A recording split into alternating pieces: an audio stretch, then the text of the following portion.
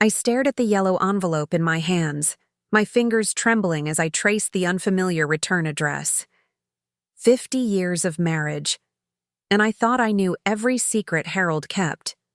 The carefully hidden bank statements, the mysterious phone calls that ended abruptly when I entered the room. The business trips that seemed to multiply as we approached our golden anniversary. But nothing had prepared me for this moment. Before we jump back in, tell us where you're tuning in from. And if this story touches you, make sure you're subscribed, because tomorrow I've saved something extra special for you. Eleanor Montgomery, I whispered to myself. You've been a fool. I carefully slid my finger under the seal, pulling out what looked like innocuous holiday photos. And there he was, my husband, his arm wrapped around a woman I'd never seen, surrounded by grown children with his eyes, his smile, his dimpled chin.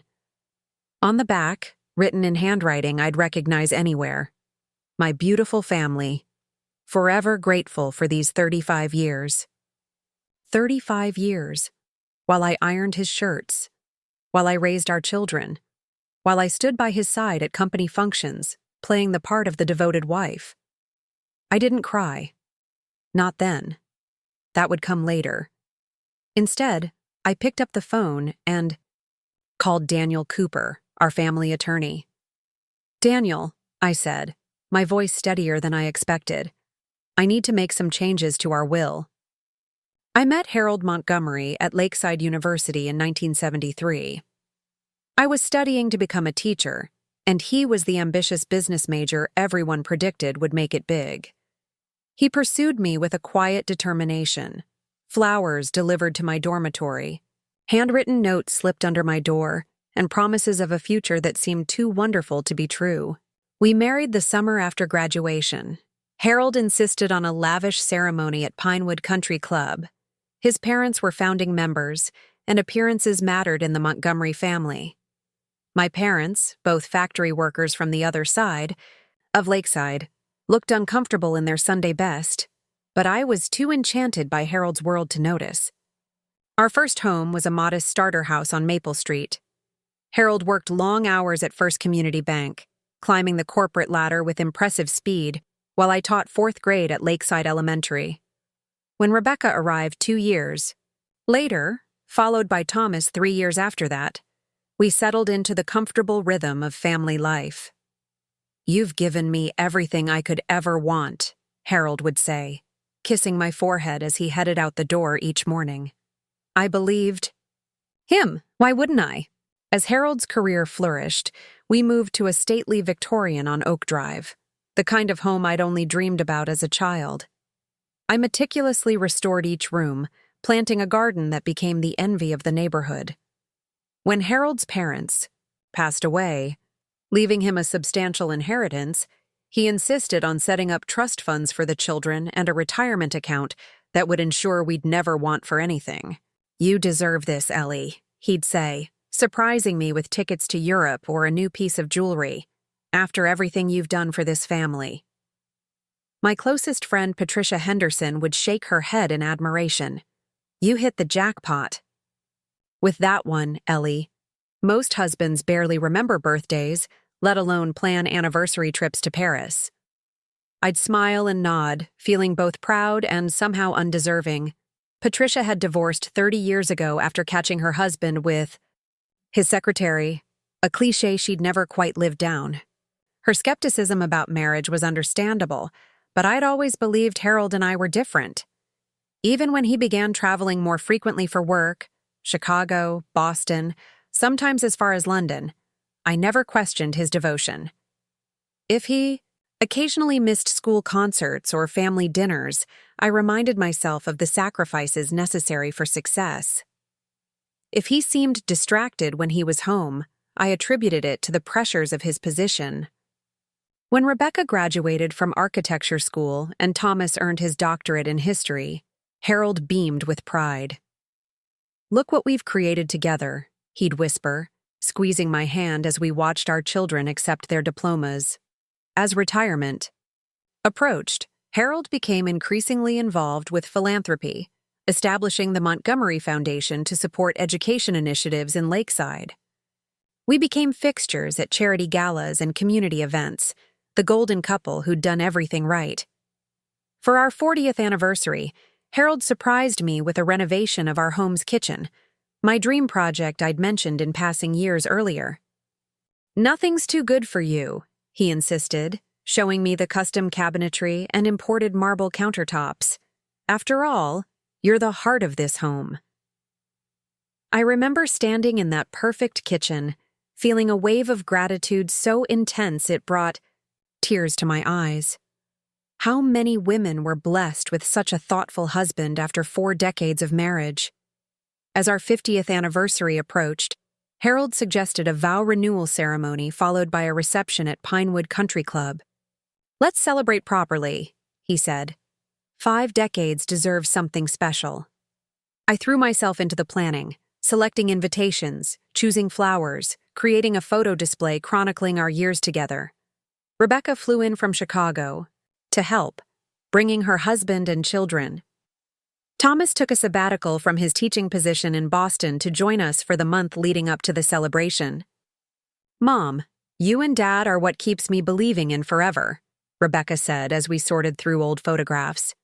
"In my business, I see so many couples who barely make it to their 5th anniversary, let alone their 50th. I smiled, touching, a faded picture of Harold and me on our honeymoon. It hasn't always been easy, but we've always been committed to working through the rough patches. The night before our anniversary celebration, Harold received a phone call during dinner. He excused himself, stepping onto the back porch to speak in hushed tones. When he returned, his expression was carefully neutral, but I noticed a tension in his shoulders that hadn't been there before. "Everything all right?" I asked. "Just some last-minute foundation business," he replied, not quite meeting my eyes. "Nothing for you to worry about." That night, as Harold slept beside me, I found myself staring at the ceiling, a vague uneasiness settling in my chest. After 50 years, I could sense when something was off, even if I couldn't name it. But I pushed the feeling aside. Tomorrow was our celebration, the culmination of a lifetime together. Whatever was bothering Harold could wait. The ceremony was everything I'd hoped for. Standing before our friends and family, repeating vows. We'd first exchanged half a century earlier. I felt a surge of emotion that nearly overwhelmed me. Harold's voice cracked as he promised once again to love and cherish me for all the days of our lives. Our grandchildren scattered rose petals at our feet. Thomas read a poem he'd written for the occasion. Rebecca surprised us with a beautiful rendering of our first home, framed and displayed alongside photographs from every decade of our marriage.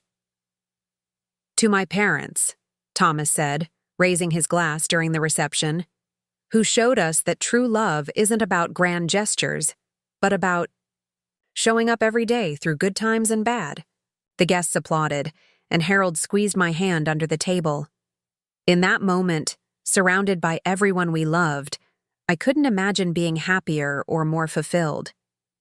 If only I'd known what was coming. The first hint appeared 3 days after the celebration. I was sorting through cards and gifts when I came across an envelope I didn't recognize, expensive stationery with no return address. Thinking it was another congratulatory note, I opened it without hesitation. Inside was a single sheet of paper with a message typed in plain font. "Ask your husband about Elaine Carter in Riverdale." I stared at the note, reading it over and over as if the words might rearrange themselves into something less ominous. Riverdale was the next town over, about 30 minutes from Lakeside. The name Elaine Carter meant nothing to me. My first instinct was to dismiss it as a cruel prank. After 50 years in the same community, we'd accumulated our share of jealousies and petty resentments. This was probably someone's idea of stirring up trouble. Preparing and narrating this story took us a lot of time, so if you are enjoying it, subscribe to our channel. It means a lot to us. Now back to the story. But as I tucked the note into my desk drawer, A small voice whispered that perhaps I should pay attention. That evening, as Harold and I prepared dinner together, I casually mentioned the neighboring town. "I was thinking of checking out that new antique store in Riverdale," I said, watching his face carefully. "Apparently, it's worth the drive." Harold's hand paused momentarily as he chopped vegetables, so briefly I might have imagined it. "Riverdale? That's quite a way to go for antiques. There's a perfectly good shop right here in Lakeside." "I suppose you're right," I conceded, noticing how he kept his eyes fixed on the cutting board. "Have you been to Riverdale recently?" "Me? No, not for years." He scraped the vegetables into the waiting pan, his movements precise and controlled. "Not much there that would interest me." The conversation moved on, but a seed of doubt had been planted. That night, I did something I'd never done in 50 years of marriage. I waited until Harold was asleep, then carefully removed his phone from the nightstand.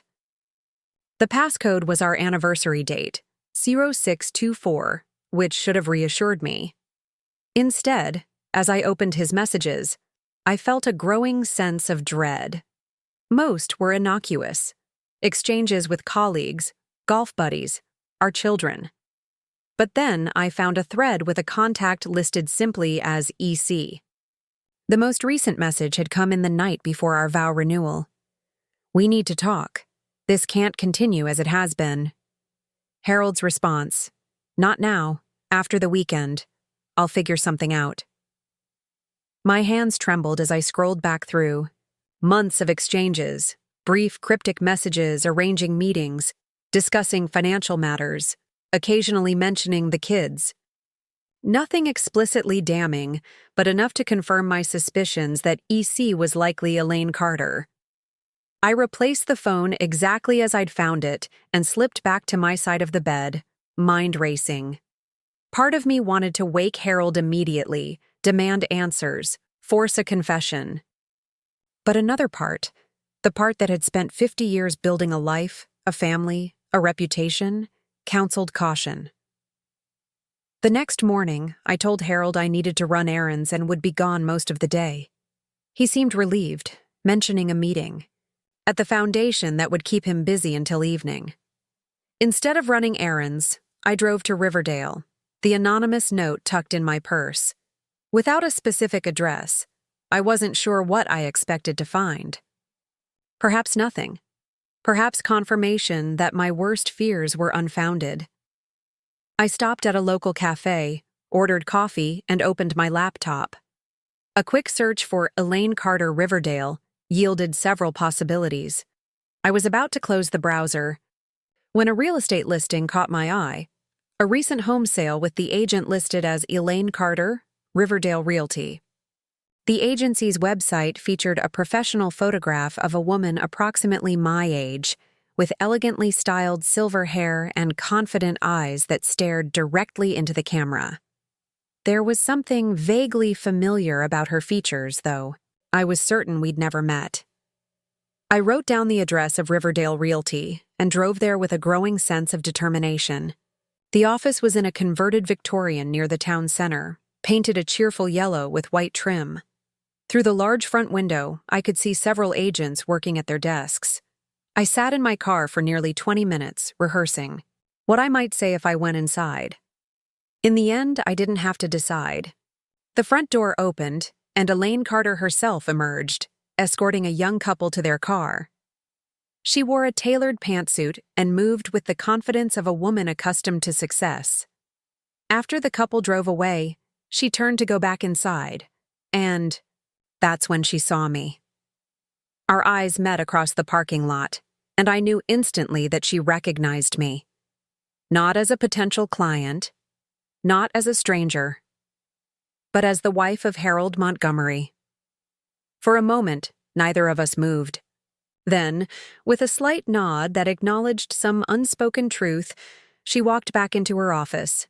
I should have followed her, demanded answers, created a scene worthy of the soap operas I occasionally indulged in. Instead, I started my car and drove away, my mind whirling with possibilities, each more painful than the last. That evening, I watched Harold more carefully than I had in years.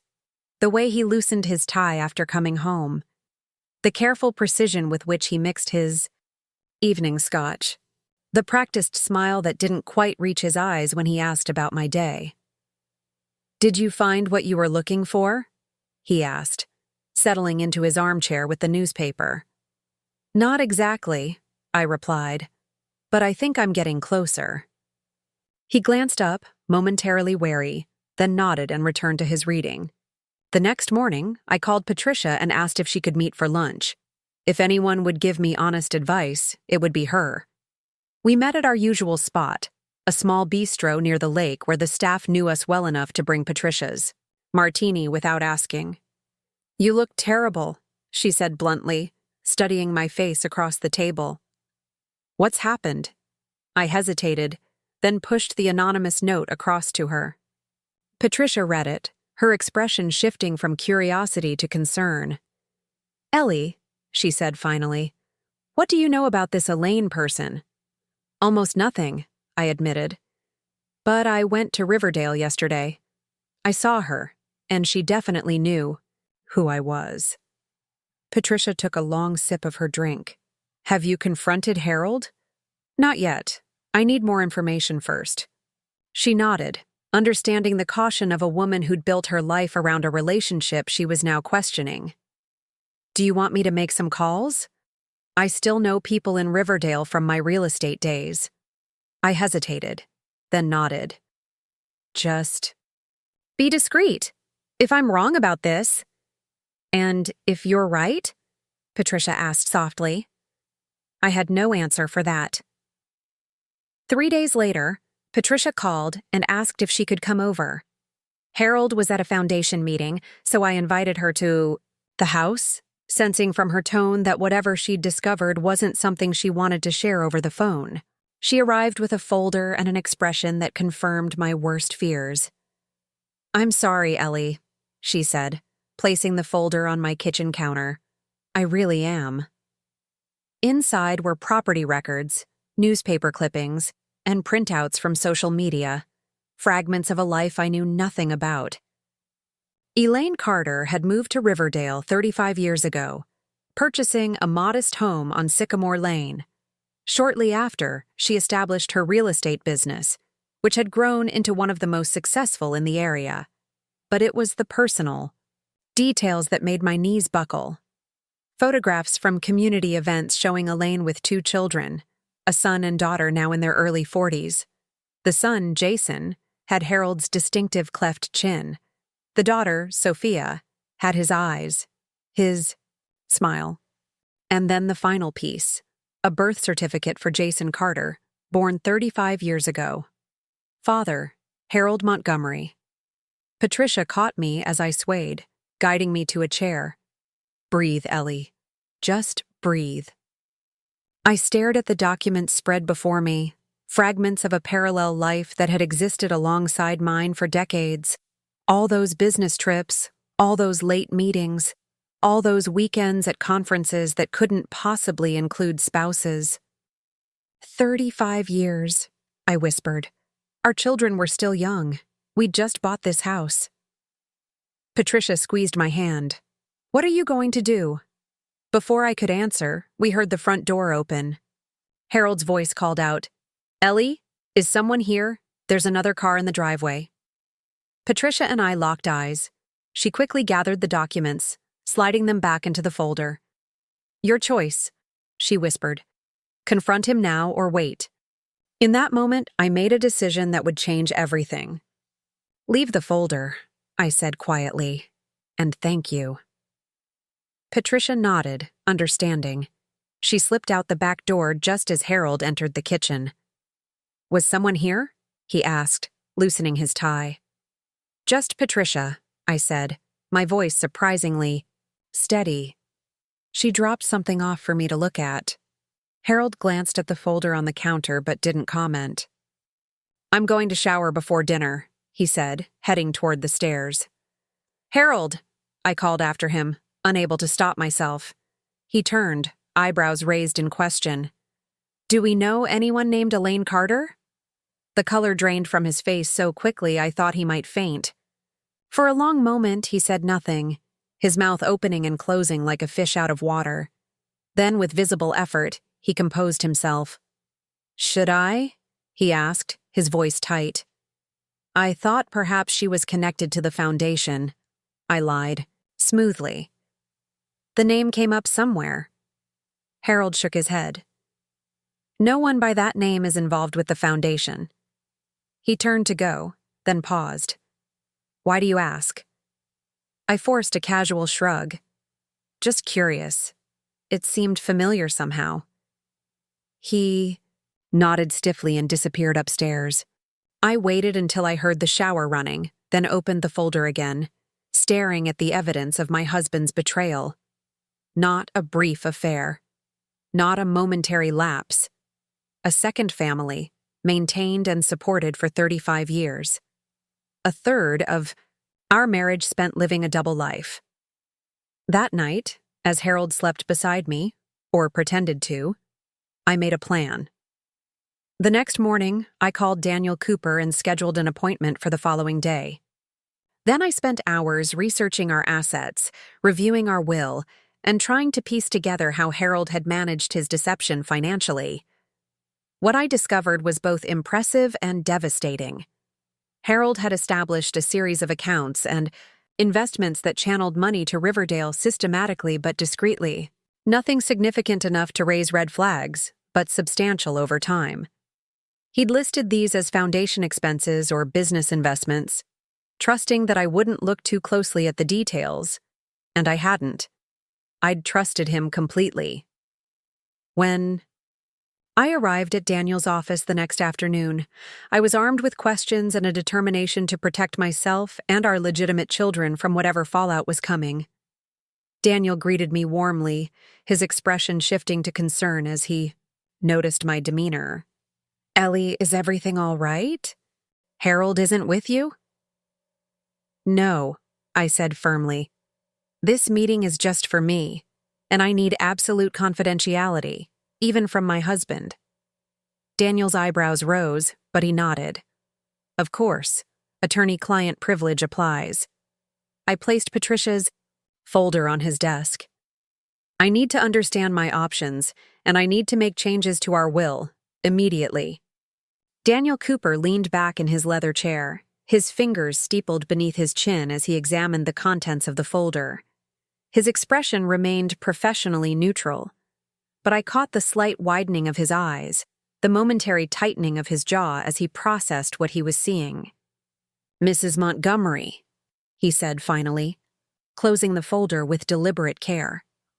"I want to be absolutely clear about what you're showing me. These documents suggest that your husband has maintained a separate household, a separate family, in Riverdale, for over 3 decades. Is that your understanding as well?" I nodded, my hands clasped tightly in my lap to hide their trembling. "Yes, and I believe he's been diverting family funds to support them throughout our marriage." Daniel reached for a legal pad, making quick notes. "When did you discover this information?" "The first hint came just days after our 50th anniversary. Celebration, an anonymous note." I recounted the sequence of events, the message about Elaine Carter, my trip to Riverdale, Patricia's investigation, the birth certificate listing Harold as Jason Carter's father. "And you haven't confronted your husband directly?" "Not yet. I wanted to understand my options first." Daniel nodded approvingly. "A wise decision. Emotions can complicate legal matters." He tapped his pen against the desk.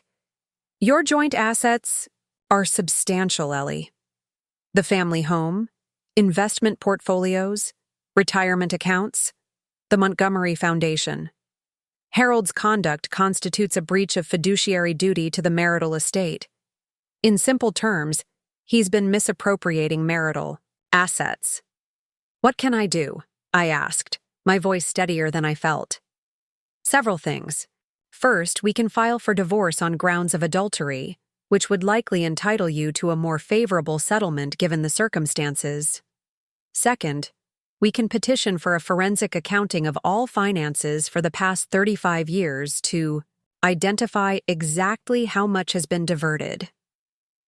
Third, and I recommend this regardless of what else you decide, we can immediately revise your will to protect your interests and those of Rebecca and Thomas. The word divorce hung in the air between us. 50 years of marriage, dissolving in a lawyer's office on an ordinary Tuesday afternoon. I closed my eyes briefly, steadying myself. Let's start with the will, I said. I'm not ready to make other decisions yet. Daniel nodded, pulling out a copy of our existing will. Currently, your estate plan is fairly straightforward. Upon death, all assets pass to the surviving spouse. After both you and Harold are deceased, the estate is divided equally between Rebecca and Thomas, with provisions for your grandchildren's education. And the foundation? Harold is the primary trustee, with you as secondary. After your deaths, Rebecca would assume control. I considered this information. Can we change the will without Harold's knowledge? Daniel hesitated. You can create a new will that supersedes your joint will, but Harold would ultimately learn of the changes after your death. Or his, if you predecease him. There's no way to keep the changes permanently confidential. I understand, I said. I don't need it to remain secret forever. Just long enough for me to decide what to do next. For the next 2 hours, Daniel and I reconstructed my estate plan. I removed Harold as my primary beneficiary, instead directing that my share of our assets be placed in a trust for Rebecca and Thomas. I specified that the house on Oak Drive, which had been purchased partly with money I'd inherited from my parents, should pass directly to our children, not to Harold. I resigned as secondary trustee of the Montgomery Foundation, leaving Harold to manage his philanthropic legacy alone. What about Harold's other children? Daniel asked delicately as he made the final notes. Do you wish to acknowledge them in any way? The question caught me off guard. I hadn't considered that Jason and Sophia Carter might have legal claims as Harold's biological children. They're strangers to me, I said finally. Whatever relationship Harold has with them is his concern, not mine. Daniel nodded, making a note. I'll have these changes drafted immediately. You can return tomorrow to sign the documents. As I stood to leave, he added gently, Ellie, I've known you and Harold for 30 years. This situation is unprecedented. Have you considered speaking with someone, professionally, about how to process this? I appreciated his concern, but shook my head. Not yet. First, I need facts. Then I'll deal with the feelings. The drive home felt surreal. The same streets I'd traveled for decades now seemed foreign, as if I were seeing Lakeside through a stranger's eyes. The Victorian homes with their carefully tended gardens, the country club where we'd celebrated our anniversary, the elementary school where I'd taught, where our children had learned to read and write. Every landmark was now colored by the knowledge that my life had been built on a foundation of lies. Harold's car was in the driveway when I arrived home. I sat for a moment, gathering my courage before walking inside. He was in the kitchen preparing dinner, an unusual occurrence that immediately put me on alert. There you are, he said, his voice overly cheerful. I was wondering where you'd disappeared to this afternoon. I had some errands, I replied, setting my purse on the counter, deliberately close to the folder Patricia had left. I watched his eyes flick toward it, then away. I thought we could have a nice dinner, just the two of us, he continued, stirring something on the stove. I picked up that Pinot Noir you like. I studied him. This man I'd shared my life with for half a century. The silver hair I'd watched gradually replace the dark brown. The laugh lines around eyes that had witnessed our children's births, our grandchildren's first steps, the hands that had held mine through funerals, illnesses, celebrations. Why are you cooking, Harold? I asked quietly. He glanced up, a too bright smile fixed in place. Can't a man surprise his wife once in a while? After 50 years, there's a difference between a surprise and an anomaly. His stirring slowed, then stopped. He set the spoon down carefully. Ellie, is something wrong? In that moment, I almost lost my resolve. It would be so easy to pretend, to accept the dinner, the wine, the illusion of normalcy, to push the knowledge of Elaine Carter and her children back into the shadows where it had lived for 35 years. But I'd spent my life teaching children to face difficult truths, to take responsibility for their actions. I couldn't hold my husband to a lower standard. I know about Riverdale, I said simply. Harold's face went completely blank, as if someone had wiped away all expression. For several seconds, he didn't move, didn't blink, didn't seem to breathe. Then he reached for his wine glass, took a long sip, and set it down with exaggerated, "Karen, what exactly do you think you know?" he asked, his voice carefully controlled. I know about Elaine Carter, I said, watching him flinch at the name. I know about Jason and Sophia. I know you've been living a double life for 35 years, Harold. What I don't know is why. He closed his eyes briefly, his shoulders sagging as if a great weight had suddenly descended upon them. When he opened them again, I was startled by the naked relief in his expression. I've wondered for years when this moment would come, he said quietly. Part of me has been waiting for it, perhaps even hoping for it. You wanted to be caught? I demanded, incredulous. He shook his head. Not caught, no, but the deception. It wears on you, Ellie. Living two lives, loving two families, always calculating, always remembering which version of yourself you're supposed to be. There were days I could barely keep track of the lies. Then why continue? I asked, my voice rising despite my determination to remain calm. Why not end it, one way or another? Harold moved to the table, pulling out a chair and sinking into it. He looked suddenly older, diminished. Sit down, please, he said. If we're finally having this conversation, we should do it properly. I hesitated, then took the seat across from him. Harold poured wine into a second glass and pushed it toward me. I ignored it. It started 36 years ago, he began, his voice distant, as if recalling events that had happened to someone else. That banking conference in Chicago. I told you it was a week long, but it was really just 3 days. On the 4th day, I took a side trip to a small town outside the city to look at a potential investment property. Elaine was the real estate agent. She was different. Not like anyone I'd met before. Different from me, you mean? I said. Flatly. Harold winced. Not better, just different. Ambitious in a way you never wanted to be. Challenging in ways that sometimes reminded me of my mother. He sighed. We had dinner to discuss the property. One dinner became 2. By the end of the week, we'd... Spare me the details, I interrupted. I can fill in the blanks. He nodded, staring into his wine glass. It should have ended there. A brief indiscretion, regrettable, but not life-altering. But then she called me 2 months later. She was pregnant. I felt as if I'd been struck. And you never questioned whether the child was yours? Never asked for proof? Of course I did, Harold said, looking offended. I'm not a complete fool, Ellie. But the timing, it all added up. And when Jason was born, he looked so much like me as a baby. The same chin, the same birthmark on his shoulder. There was no doubt. So you decided to set up a second household? A second family? That was your solution?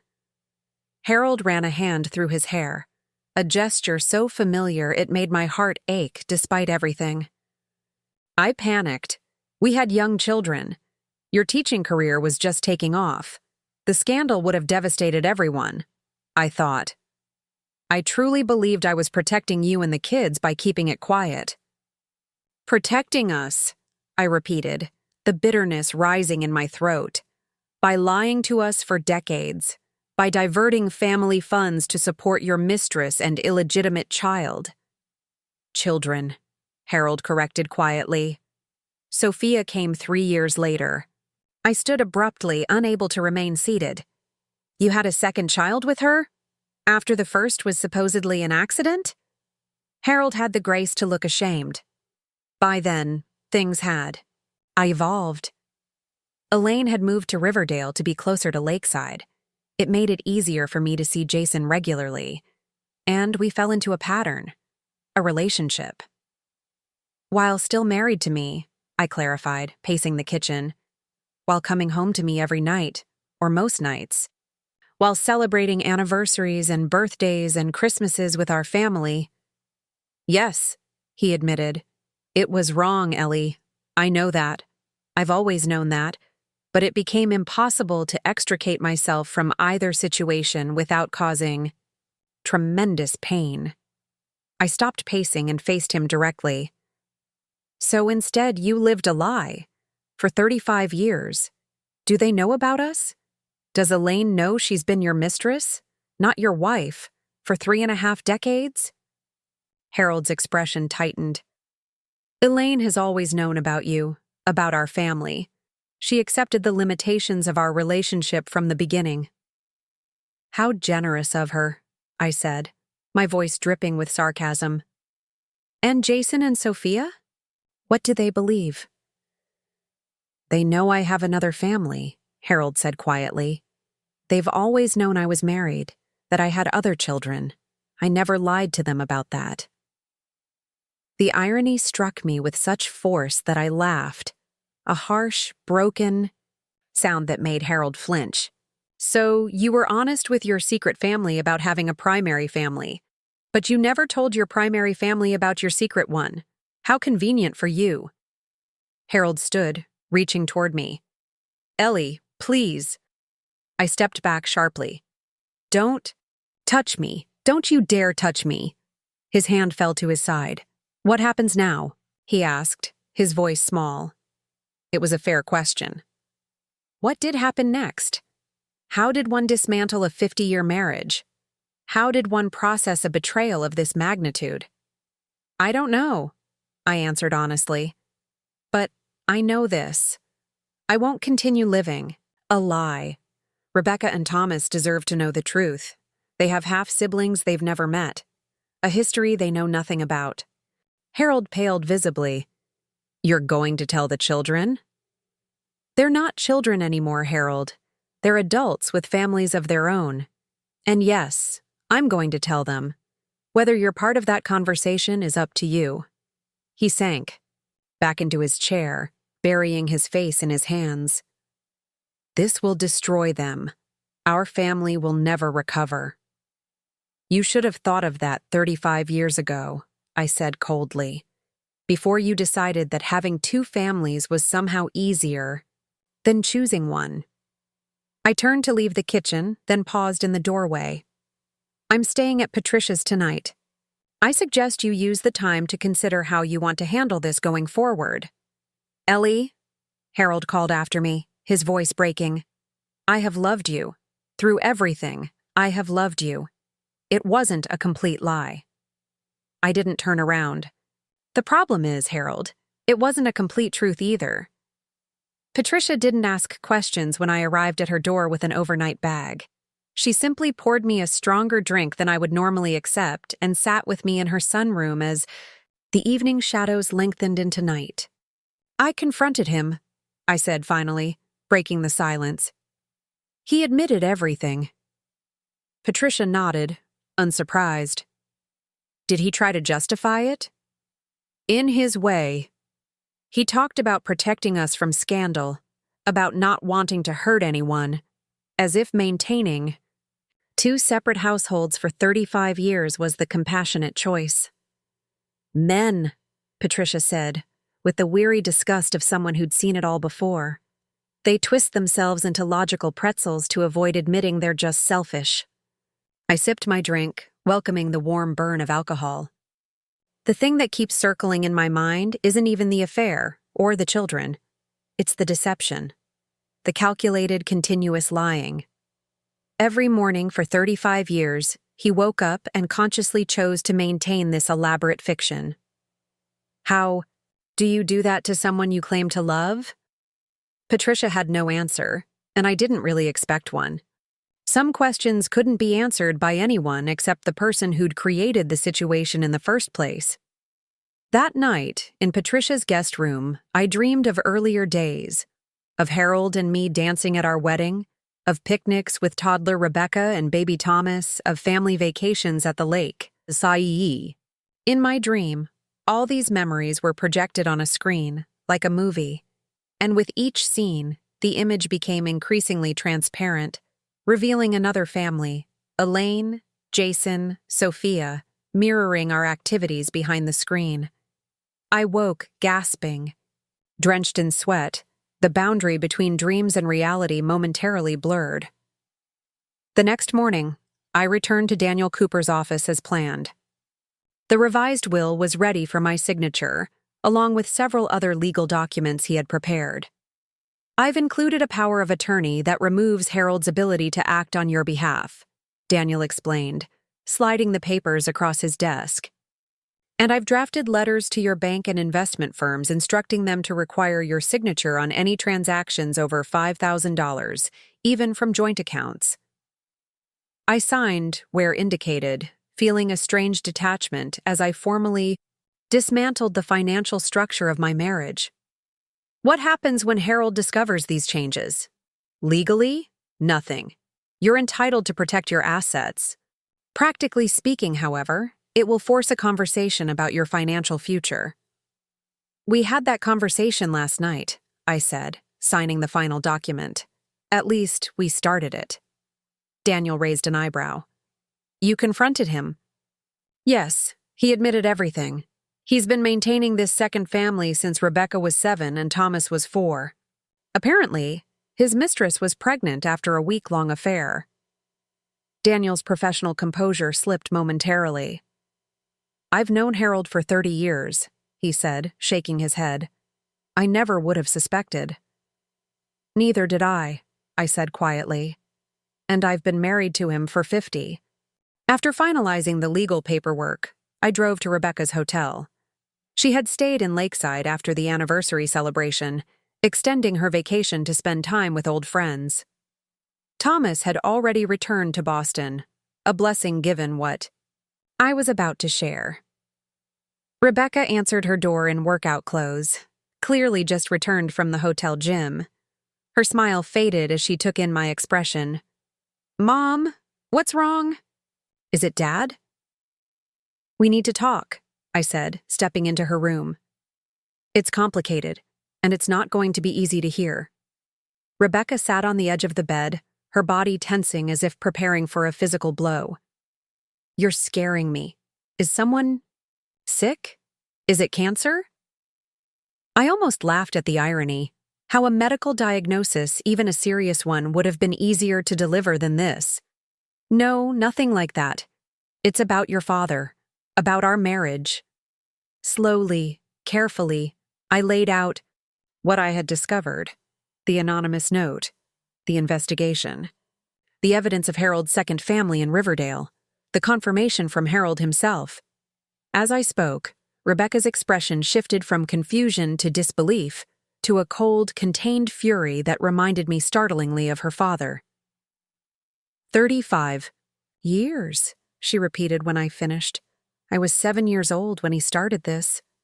This double life? I nodded, reaching for her hand. She pulled away. And these people, this woman and her children, they knew about us? They knew he was married with a family? Apparently so. Rebecca stood abruptly, pacing the hotel room much as I had paced our kitchen the night before. All those business trips, all those late meetings, all the times he missed school events because he was working so hard for our future. He wasn't working, was he? He was with them. Some of the time, yes, I admitted. Though I believe he tried to minimize the overlap. According to Patricia's research, he purchased the house in Riverdale for Elaine, but he doesn't appear to live there consistently, more like regular visits. Rebecca's laugh was harsh, bitter. Oh, well, that makes it so much better. He only lives part-time with his second family. Father of the Year. I watched my daughter process this betrayal, her emotions cycling visibly across her face. In many ways, she was taking it harder than I had. Perhaps because her image of her father had been less complicated than mine. She'd seen only his strengths, his devotion to our family, his support of her ambitions. She hadn't experienced the small disappointments, the minor fractures that even the best marriages accumulate over decades. "What are you going to do?" she asked finally, her voice steadier. "Are you leaving him?" "I don't know yet," I said, honestly. "I've made some legal arrangements to protect myself financially. I spent last night at Patricia's, but I haven't decided on the long term." Rebecca sat beside me again, taking my hand. "Whatever you decide, Thomas and I will support you. 100%. I squeezed her fingers gratefully. "Your father wants to speak with both of you. He's afraid. He's afraid this will destroy your relationship with him." "It might," Rebecca said bluntly. "I can't even imagine looking him in the eye right now, let alone having a conversation about his secret family." "Take some time," I advised. "Process this however you need to. But eventually, you'll have to talk to him." "And what about them?" she asked, her voice hardening. "These half-siblings we apparently have? Are we supposed to form some kind of blended family now? Play nice at holidays? Pretend this isn't the most twisted situation imaginable?" It was a fair question, and one I had no answer for. "That's entirely up to you and Thomas. They're strangers. To us, but they share your father's blood. What that means going forward." "I don't know." Rebecca leaned against me, resting her head on my shoulder as she had done as a child seeking comfort. "I can't believe he did this to us. To you. How could he, Mom? How could he lie to us for so long?" I stroked her hair, finding strength in the need to comfort my child. People can justify almost anything if they try hard enough. Your father convinced himself he was protecting everyone by maintaining the status quo. Once a deception begins, it becomes increasingly difficult to find a way out. "That's not an excuse," Rebecca said, straightening. "No," I agreed. "It's not." We sat in silence for several minutes, each lost in our own thoughts. Finally, Rebecca asked, "Have you told Thomas yet?" "No. I wanted to tell you in person. First, I'll call Thomas tonight." Rebecca nodded. "I'll call him too. He shouldn't hear this alone over the phone." "Thank you," I said, grateful for her strength, her practical nature even in crisis. "You're a good sister, a good daughter." Her eyes filled with tears at that. "I'm trying to understand how someone can compartmentalize their life like this. How you can love two families, two sets of children. How you can come home and tell bedtime stories and help with homework, all while knowing you have other children across town who also need you." It was the same question I'd been grappling with since the discovery. "I don't know," I admitted. "I'm not sure I'll ever understand it fully." When I left Rebecca's hotel room 3 hours later, we had formulated a plan. She would fly to Boston the following day to be with Thomas when I called to share the news. They would decide together whether they wanted to meet with Harold and under what circumstances. In the meantime, I would return home, to the house that had been the center of our family life for decades, but now felt like a museum of carefully crafted lies. Harold was waiting when I arrived, sitting in the living room with an untouched glass of scotch beside him. He looked as if he hadn't slept, his face gray with exhaustion, eyes bloodshot. "I wasn't sure you'd come back," he said, quietly as I set down my bag. "This is my home too," I replied. "I'm not the one who should leave." He nodded, accepting this. "Have you told the children?" "Rebecca. I'll call Thomas tonight with Rebecca's support." I studied him, this stranger I'd shared my life with.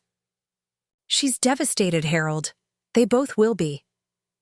He closed his eyes briefly. "I know. I never wanted to hurt them. Or you." You have to believe that. What I believe, I said, taking the seat across from him, is that you made choices. Thousands of them, over decades. Each time you left our house to go to Riverdale. Each time you missed a family event to be with them. Each time you diverted our money to support them. Those weren't accidents or misunderstandings. They were deliberate decisions. Harold didn't deny it. He stared into his untouched scotch, shoulders slumped in defeat. What do you want from me now, Ellie? An apology seems inadequate. A promise. To end things with Elaine seems 35 years too late. What can I possibly do to make this right? It was a fair question, and one I had been asking myself throughout the sleepless night at Patricia's. What did I want? Revenge? Justice? Some form of restitution for the years of deception? I want the truth, I said finally. All of it. No more lies, no more omissions. I want to understand how this happened, how it continued for so long, what it means for our future, if we even have one. Harold nodded slowly. The truth. After a lifetime of lies, I suppose that's the least I owe you. For the next several hours, as evening faded into night, Harold talked. He described meeting Elaine Carter at that Chicago property, showing the immediate attraction, the brief affair that he'd intended to leave behind. The phone call 2 months later that changed everything. His panic, his rationalization that a quiet financial arrangement would be cleaner than a messy public scandal. I told myself it would be temporary, he explained, his voice hoarse from talking. That I'd support the child financially, but remain distant emotionally. That my real life was with you and Rebecca and Thomas. What changed? I asked. Jason was born, Harold said simply. I went to the hospital, just to confirm he was mine, to make arrangements for support. But when I saw him, his voice broke. He was my son, Ellie. My flesh and blood. I couldn't just write checks from a distance. I needed to know him. I listened as Harold described establishing Elaine and Jason in Riverdale, close enough to visit regularly but far enough to minimize the risk of discovery. How monthly check-ins became weekly visits. How professional support evolved into a continued relationship with Elaine. And Sophia? I prompted when he paused. Another accident?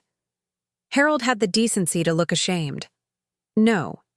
After years of raising Jason together, of building a life in Riverdale, Elaine wanted another child. She argued that Jason should have a sibling, that our arrangement had proven stable and sustainable. So you decided to intentionally father another child with your mistress while still married to me? I clarified, my voice tight with anger. While still coming home to your first family, still celebrating anniversaries, still sharing my bed. Yes, Harold admitted. It was selfish. Unforgivably selfish. As the grandfather clock in our hallway chimed midnight, Harold's story continued to unfold. The elaborate system of lies and omissions he'd constructed to maintain both households. The careful financial arrangements to support Elaine and the children without raising red flags. The compartmentalization that allowed him to be fully present in each home without constant guilt overwhelming him. The human mind is remarkably adaptable, he said, staring past me into the darkness beyond our windows. After a while, the deception becomes routine. You stop questioning it. You convince yourself that what you're doing is normal, even necessary. Was it worth it? I asked suddenly. All the lies, all the juggling, all the stress of maintaining two separate lives. When you look back now, was it worth what you're about to lose? Harold met my gaze directly for the first time in hours. I don't know, he said honestly. I love my children, all 4 of them. I've loved both you and Elaine in different ways. But the cost? He shook his head. The cost has been higher than I ever imagined. It was nearly 2 a.m. when we finally exhausted the immediate questions, the logistics of his deception. We sat in silence for several minutes. The weight of 50 years, and 35 years of lies hanging between us. "Where do we go from here?" Harold asked finally. I stood, suddenly bone-weary. "I don't know, but I know I can't decide tonight. I'm going to bed, in the guest room. We'll continue this conversation when I've had some sleep." Harold nodded, not challenging my decision to sleep separately. As I reached the doorway, he called after me softly, "Ellie?" I paused but didn't turn. "Thank you for listening," he said. "For wanting to understand. You could have just walked away." I glanced back at him. This man who had been the center of my world for half a century, who had fathered my children, who had held my hand through life's hardest moments, and who had betrayed me more profoundly than I could have imagined. 50 years isn't something you just walk away from, I said. Even when you discover it wasn't what you thought it was. That night, in the guest bedroom that had hosted countless visitors but never me, I stared at the ceiling and contemplated the ruins of my marriage. The foundations had been shaken, the structure compromised beyond easy repair. Yet something still remained. 5 decades of shared history, 2 children, 7 grandchildren, a community that knew us as a unit. Could anything be salvaged from such complete betrayal? Should anything be salvaged? Or was it time to clear the rubble and start again, alone, at 72? Sleep eluded me as questions circled endlessly. In the quiet hours before dawn, I made a decision that surprised even me. When morning came, I would drive to Riverdale. I would meet Elaine Carter face to face. I would look into the eyes of the woman who had shared my husband for 35 years, and I would decide what my future held. The morning light filtered through unfamiliar curtains, momentarily disorienting me as I woke in the guest bedroom. For a blessed few seconds, my mind was empty, peaceful. Then reality crashed back, bringing with it the leaden weight of knowledge. My husband of 50 years had another family, another life, another love. I dressed with methodical precision, selecting a navy pantsuit that had always given me confidence in difficult situations. When I emerged, Harold was in the kitchen, his face haggard from what appeared to be a sleepless night. "Coffee?" he offered, lifting the pot. A peace offering of sorts. I shook my head. "I'm going out." His eyes tracked me warily. "Where?" "Riverdale." The coffee pot clattered against the counter as his hand jerked involuntarily. "Ellie, that's not a good idea." "I didn't ask your opinion," I replied, my voice level. "I need to see her." "Why?" His voice cracked on the single syllable. What could that possibly accomplish except more pain? I regarded him steadily, taking in the slumped shoulders, the shadowed eyes, the nervous twitch of his fingers against the countertop. For the first time in our marriage, Harold looked genuinely afraid. "For 50 years, you've controlled the narrative of our lives," I said quietly. "You decided what I knew, what I didn't know, what I was allowed to see. That ends today." "At least let me call her first," he pleaded. "Give her some warning."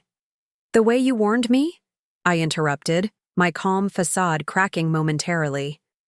"The way someone had to send me an anonymous note because you lacked the courage to tell me yourself?" He flinched as if I'd struck him. "Ellie, please, give me her address," I said. "Unless you'd prefer I drive around Riverdale asking questions until I find her." Defeated, Harold scribbled an address on a notepad and tore off the page. 456 Sycamore Lane, he said, sliding it across the counter. "But Ellie, she won't be expecting you. This could get complicated." I folded the paper carefully and slipped it into my purse. "Our entire marriage has been complicated, Harold. I'm just finally seeing the full picture." The drive to Riverdale took 35 minutes. The same 35 minutes Harold had driven countless times over the decades, leaving one life to step into another. As the miles passed, I rehearsed what I might say to Elaine Carter, but every imagined conversation felt inadequate to the situation. Sycamore Lane was a pleasant, tree-lined street of modest but well-maintained homes. Number 456 was a two-story colonial painted sage green with white trim, its front yard meticulously landscaped with flowering shrubs and a small Japanese maple. A silver Volvo sat in the driveway, practical, understated, not unlike my own car. The normalcy of it all was somehow more disturbing than if I'd found some flashy mistress's lair. I sat in my car for several long minutes, gathering courage. Through the front window, I could see movement inside the house, someone passing through. The living room, unaware they were being observed. Finally, I stepped out of the car and walked up the stone path to the front door. The doorbell chimed pleasantly inside. Footsteps approached, and then the door swung open to reveal Elaine Carter. In person, she was more striking than in her real estate photograph, tall and slender, with silver hair cut in an elegant bob. She wore tailored slacks and a cashmere sweater, simple pearl earrings her only jewelry. She looked like someone I might have befriended at a community fundraiser or book club. Recognition was immediate. Her eyes widened, her lips parted in surprise, one hand rising to grip the doorframe for support. "Mrs. Montgomery," she said, her voice remarkably steady given the circumstances. "Ms. Carter," I replied. For a long moment, we simply stared at each other. Two women in their 70s, linked by decades of shared connection to the same man, yet strangers to each other. "I suppose you'd better come in," she said finally, stepping back to allow me entry. The interior of the house was tastefully decorated in neutral tones, with built-in bookshelves flanking a stone fireplace. Family photos dotted the surfaces, Harold with a young boy on his shoulders, Harold beside a teenage girl at what appeared to be a graduation, Harold and Elaine smiling at the camera, his arm around her waist. My stomach lurched at these visual confirmations of his double life, but I forced myself to maintain composure. Elaine led me to a sitting area by the fireplace, gesturing toward an armchair while she took the sofa opposite. "Would you like something to drink?" she asked, the practiced hostess. "Coffee? Tea?" "I didn't come for refreshments," I said. She nodded, folding her hands in her lap. "No, I don't suppose you did." She studied me, her gaze direct and unapologetic. "How did you find out? After all this time?" "Someone sent me a note. After our 50th anniversary celebration." Something flickered in Elaine's eyes. Surprise, perhaps, or calculation. "I see. And Harold? Does he know you're here?" "Yes." She nodded again, accepting this. "I've wondered for years what would happen if this moment ever came. What I would say to you, how I would explain."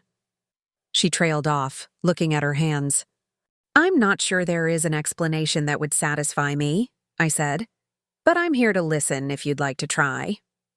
Elaine's gaze returned to mine, measuring, evaluating. Then she seemed to come to a decision. I never intended to become involved with a married man. That wasn't who I was, who I am. But Harold, he was different, attentive in a way I'd never experienced. And when I discovered I was pregnant, he didn't run. He didn't deny responsibility. He stepped up in his way. By establishing a second household, a second family, while remaining married to me? Yes, she admitted. It wasn't ideal, obviously, but it seemed better than the alternatives. A bitter divorce, children caught in the crossfire, financial ruin. Those were his concerns, I pointed out. His justifications. What about yours? Elaine hesitated, choosing her words carefully. I loved him, almost immediately with an intensity that surprised me. And later, I loved our family, the life we built together, unconventional as it was. She met my gaze squarely. I won't apologize for loving my children's father, Mrs. Montgomery, but I am sorry for the pain this has caused you. The practiced sincerity of her apology grated against my raw emotions. Did you ever consider what this arrangement was costing me? The lies, the absences, the divided loyalty? Of course, she said, her voice softening. More than you might think. But in the beginning, it was easy to see you as an abstraction, the wife, the obstacle.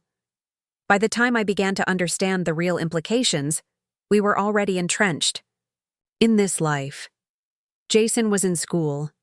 Harold was established in both households. The path of least resistance was to continue. The path of least resistance, I repeated, the phrase igniting a fresh surge of anger. How convenient that the easiest path for you and Harold required me to live a lie without my knowledge or consent. Elaine didn't flinch from my anger. You're right, she said simply. It was deeply unfair to you. If it helps at all, I have never fooled myself into thinking otherwise. Before I could respond, the front door opened, and a male voice called out, "Mom, are you home? I brought those paint samples you wanted to see." Elaine's face paled. "Jason," she said quietly, just as a man in his mid-30s appeared in the doorway. The resemblance to Harold was striking. The same cleft chin, the same set of the shoulders, the same way of tilting his head slightly when confused. He looked between Elaine and me, his expression shifting from curiosity to dawning comprehension. "Mom," he said, his voice uncertain. Elaine stood, moving to his side. "Jason, this is Mrs. Montgomery. Eleanor, Harold's wife." Jason's eyes widened, his gaze returning to me with new intensity. For a long moment, no one spoke, the silence heavy with unasked questions and unspoken accusations. "I should go," I said finally, rising from my chair. "No, please," Jason said quickly. "Don't leave on my account. I've wondered about you for a long time." The simple statement, delivered without hostility, caught me off guard. I sank back into my seat, suddenly aware of a complexity I hadn't anticipated. This man wasn't just Harold's secret son. He was a person who had grown up knowing his father had another family, a primary family, elsewhere. "You knew about me? About Rebecca and Thomas?" Jason nodded, moving into the room to sit beside his mother. Dad never lied to us about that. He was always clear that he had a wife and other children, that our situation was unusual. "And how did that make you feel?" I asked, genuinely curious. He considered the question, his expression thoughtful. Confused when I was younger, angry as a teenager. But eventually, I came to accept it as our normal. Dad was here 2 or 3 days a week, sometimes more during vacations or holidays. He coached my little league team, helped with homework, attended school events when he could. He was present in the ways that mattered most. The casual description of Harold's involvement in this parallel family life pierced me to the core. All those baseball games, school plays, and family dinners he'd missed with Rebecca and Thomas, claiming work commitments, travel obligations, community responsibilities, had been spent here with his other children. He missed things with my children, with Rebecca and Thomas, to be here with you, I said, unable to keep the pain from my voice. Jason looked uncomfortable. I know. And as an adult, I recognize how difficult those choices must have been. But as a child, I just knew that sometimes Dad couldn't be at my events because he had obligations with his other family. His real family, I corrected sharply. Elaine straightened, her protective instinct flaring. Both families were real, Mrs. Montgomery. Different, but real. I closed my eyes briefly, the magnitude of the deception threatening to overwhelm me. When I opened them, Jason was watching me with an expression that reminded me painfully of Harold in his younger days, concerned, empathetic, slightly uncertain. I never expected to meet you, he said quietly. But I'm not sorry that I have.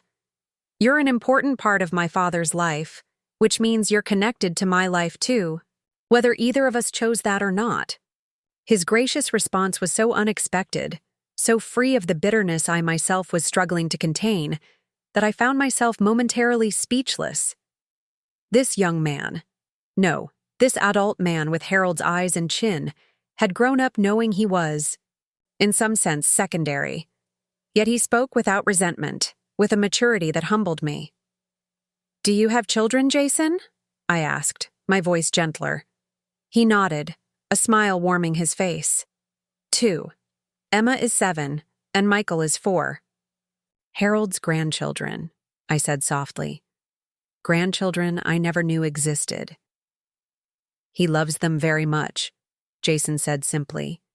"He takes them fishing at the lake, builds elaborate blanket forts in the living room, reads them stories with all the different character voices." He paused, then added carefully, "I imagine he was the same with your grandchildren." And he had been the devoted grandfather, never too busy for a tea party with the girls or a backyard baseball game with the boys. The realization that Harold had been equally devoted to another set of grandchildren somehow made the betrayal fresher, sharper. "This is a lot to process," I said, reaching for my purse. "I should go." "Before you do," Elaine said, "may I ask what you intend to do with this information? Are you planning to divorce Harold?" The directness of the question startled me. "I haven't decided," I answered honestly. "But I've already changed my will and taken steps to protect myself financially." Elaine nodded, unsurprised. "Of course, that's completely reasonable." "And what about you?" I countered. "What do you hope happens now that everything is in the open?" Elaine exchanged a glance with Jason before responding.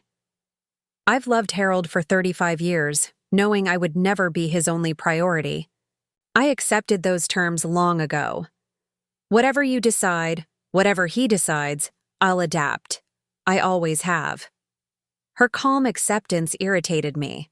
It was as if she'd spent decades preparing for this moment, while I'd been blindsided, left scrambling to make sense of a reality I'd never suspected. "How convenient for both of you," I said, unable to keep the bitterness from my voice. "You've had 35 years to prepare for this revelation. I've had less than a week." Jason stood, extending his hand to help me up. Another gesture so reminiscent of Harold that it sent a pang through my chest. "For what it's worth, Mrs. Montgomery, I'm sorry you've been hurt by this. You didn't deserve it." I looked at this man, Harold's son, but not my son, and saw genuine compassion in his eyes. Despite myself, I took his offered hand and stood. "Thank you, Jason. That means something, coming from you." As Elaine walked me to the door, she paused with her hand on the knob. "This may be presumptuous of me, but Harold is a good man who made a profound mistake. A mistake that grew and complicated over decades until it became unmanageable.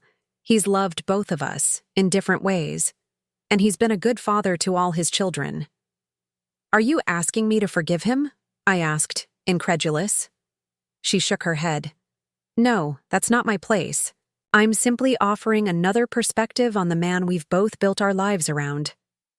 She opened the door, then added quietly, "Whatever you decide, Eleanor, I hope you find peace with it." The drive home felt surreal, as if I were returning from a visit to some parallel dimension where everything looked normal but was fundamentally altered. I had expected to hate Elaine Carter, to find her cheap, manipulative, grasping. Instead, I'd met a composed, intelligent woman who had built a life within the constraints Harold had established, who had raised his children to be thoughtful, adults who spoke of him with a complexity of feeling that mirrored my own. It would have been easier if I could have dismissed her as a predatory homewrecker. The reality was far more complicated, and in some ways, more painful. Harold was waiting when I returned, pacing the living room with obvious anxiety. He froze when I entered, searching my face for clues about the encounter. "You saw her," he said. It wasn't a question. "Yes." "And Jason." Harold sank into a chair, his expression a mix of resignation and dread. "How was it?" "Enlightening," I said, settling on the sofa across from him. "Your son seems like a decent man, despite the circumstances of his upbringing." "He is," Harold said quietly. "They both are, Jason and Sophia. They've handled a complicated situation with remarkable grace. Unlike their father," I observed. Harold accepted the barb with a slight nod. "What happens now, Ellie? Where do we go from here?" It was the question I'd been asking myself since the revelation. The question that had haunted my sleepless nights and distracted days. The question I still didn't have a clear answer to. "I need to speak with Thomas," I said. "Rebecca knows, but Thomas doesn't. Not yet. After that. I don't know. Will you let me be part of that conversation?" "With Thomas?" I considered the request. "No, not the initial one. He deserves to hear it from me first, to process it without your justifications clouding the issue. After that, if he wants to speak with you, that's his decision." Harold accepted this with resignation. "And us? Our marriage?" "That remains to be seen," I said, my voice steady despite the turmoil inside. 50 years isn't something I can just erase or walk away from. But neither is 35 years of deception." Harold leaned forward, his hands clasped tightly. What if we tried counseling? A professional mediator to help us work through this?" The suggestion was so unexpected, so unlike Harold's usual self-reliant approach to problems, that I stared at him in surprise. "You would do that?" "I would do anything, Ellie. Anything to find a path forward with you. Even end your relationship with Elaine? With Jason and Sophia?" His face contorted with genuine anguish. "Don't ask me to abandon my children. Please. They've done nothing wrong. They're adults, Harold.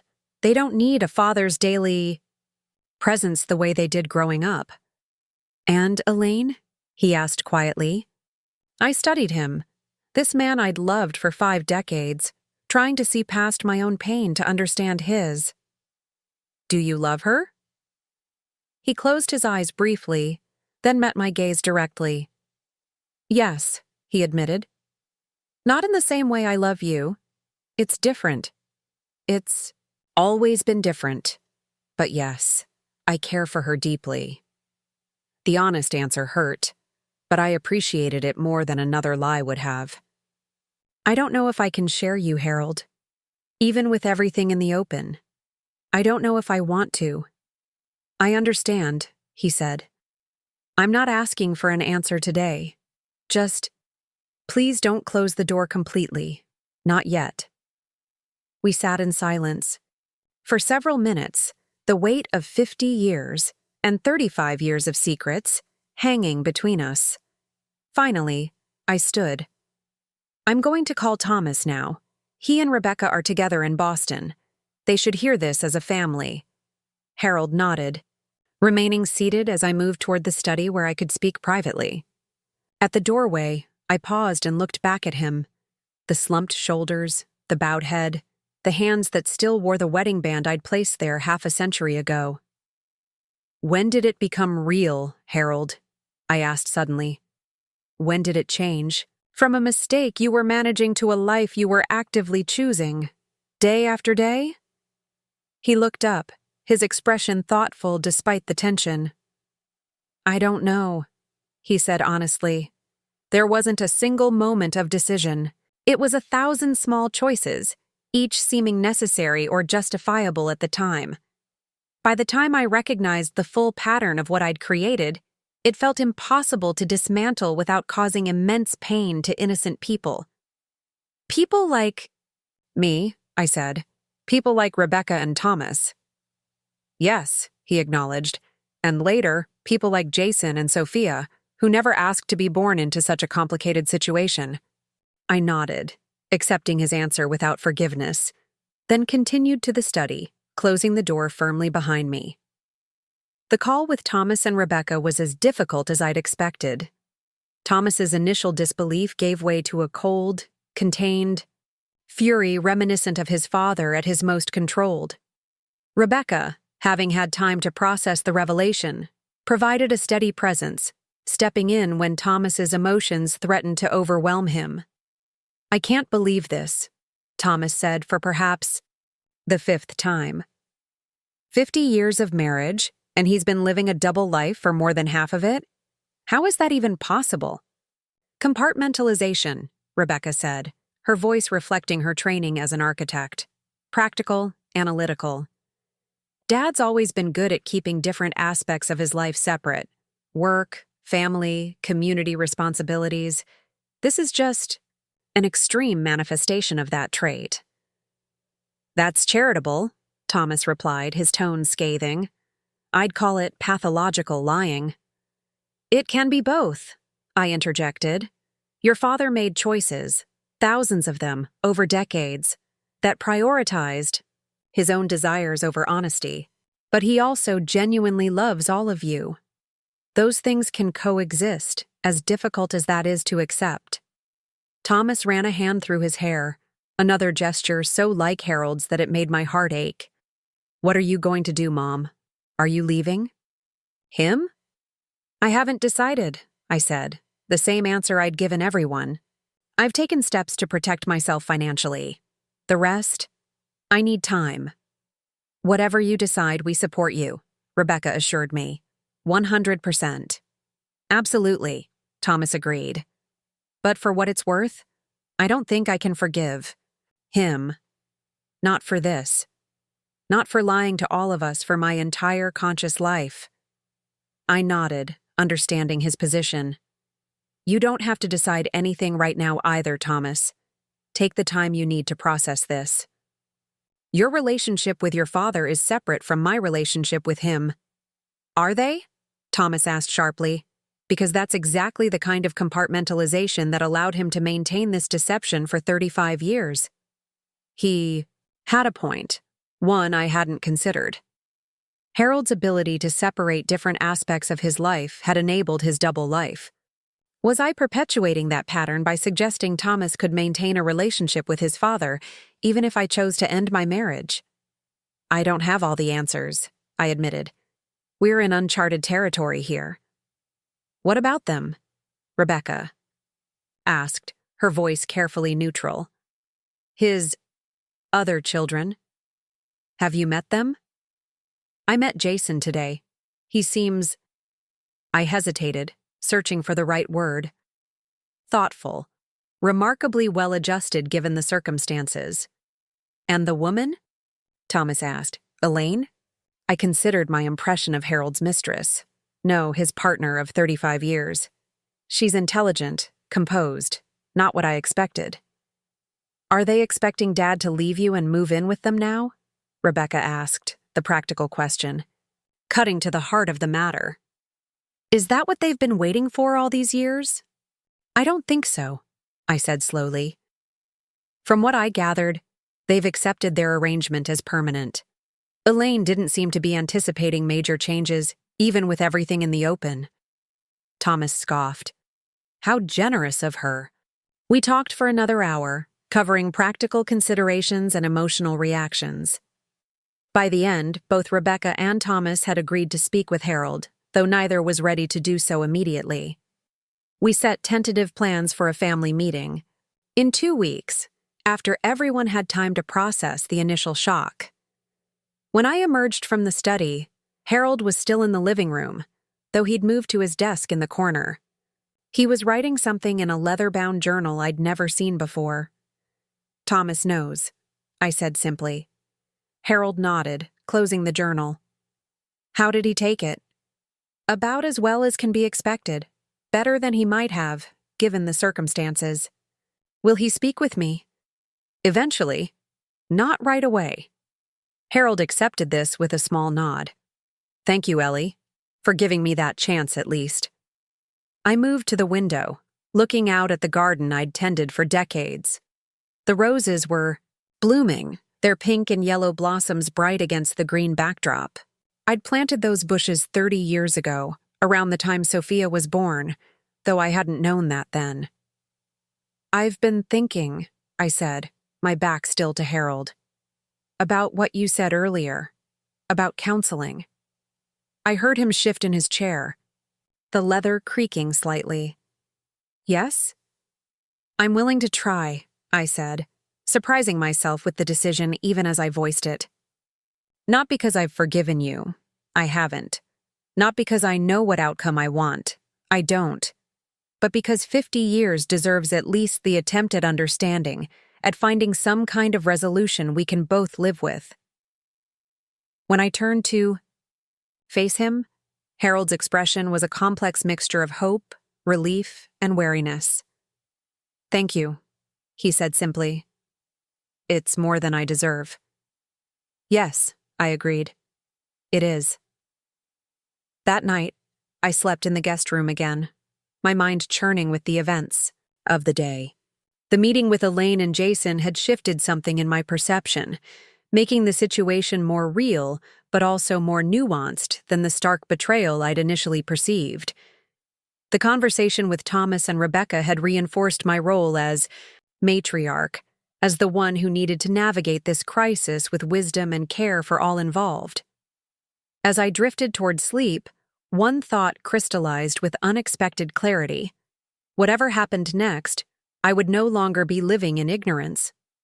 For, better or worse, I now had access to the full reality of my life, the genuine accomplishments and joys alongside the painful deceptions. There was power in that knowledge, a foundation of truth on which to build whatever came next. Whether that meant ending my marriage, redefining it, or finding some middle path I couldn't yet envision remained to be seen. But for the first time, since discovering the yellow envelope, I felt a glimmer of control over my own story. Dr. Mary Ann Winter's office occupied the third floor of a renovated Victorian in downtown Lakeside.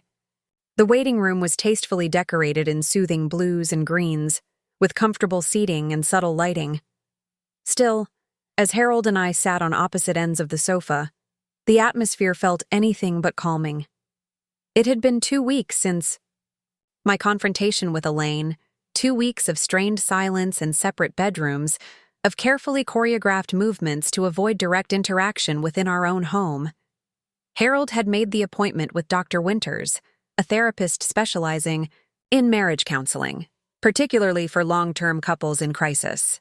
Her reputation in Lakeside was sterling, though I doubted she'd encountered many situations quite like ours. Mr. and Mrs. Montgomery?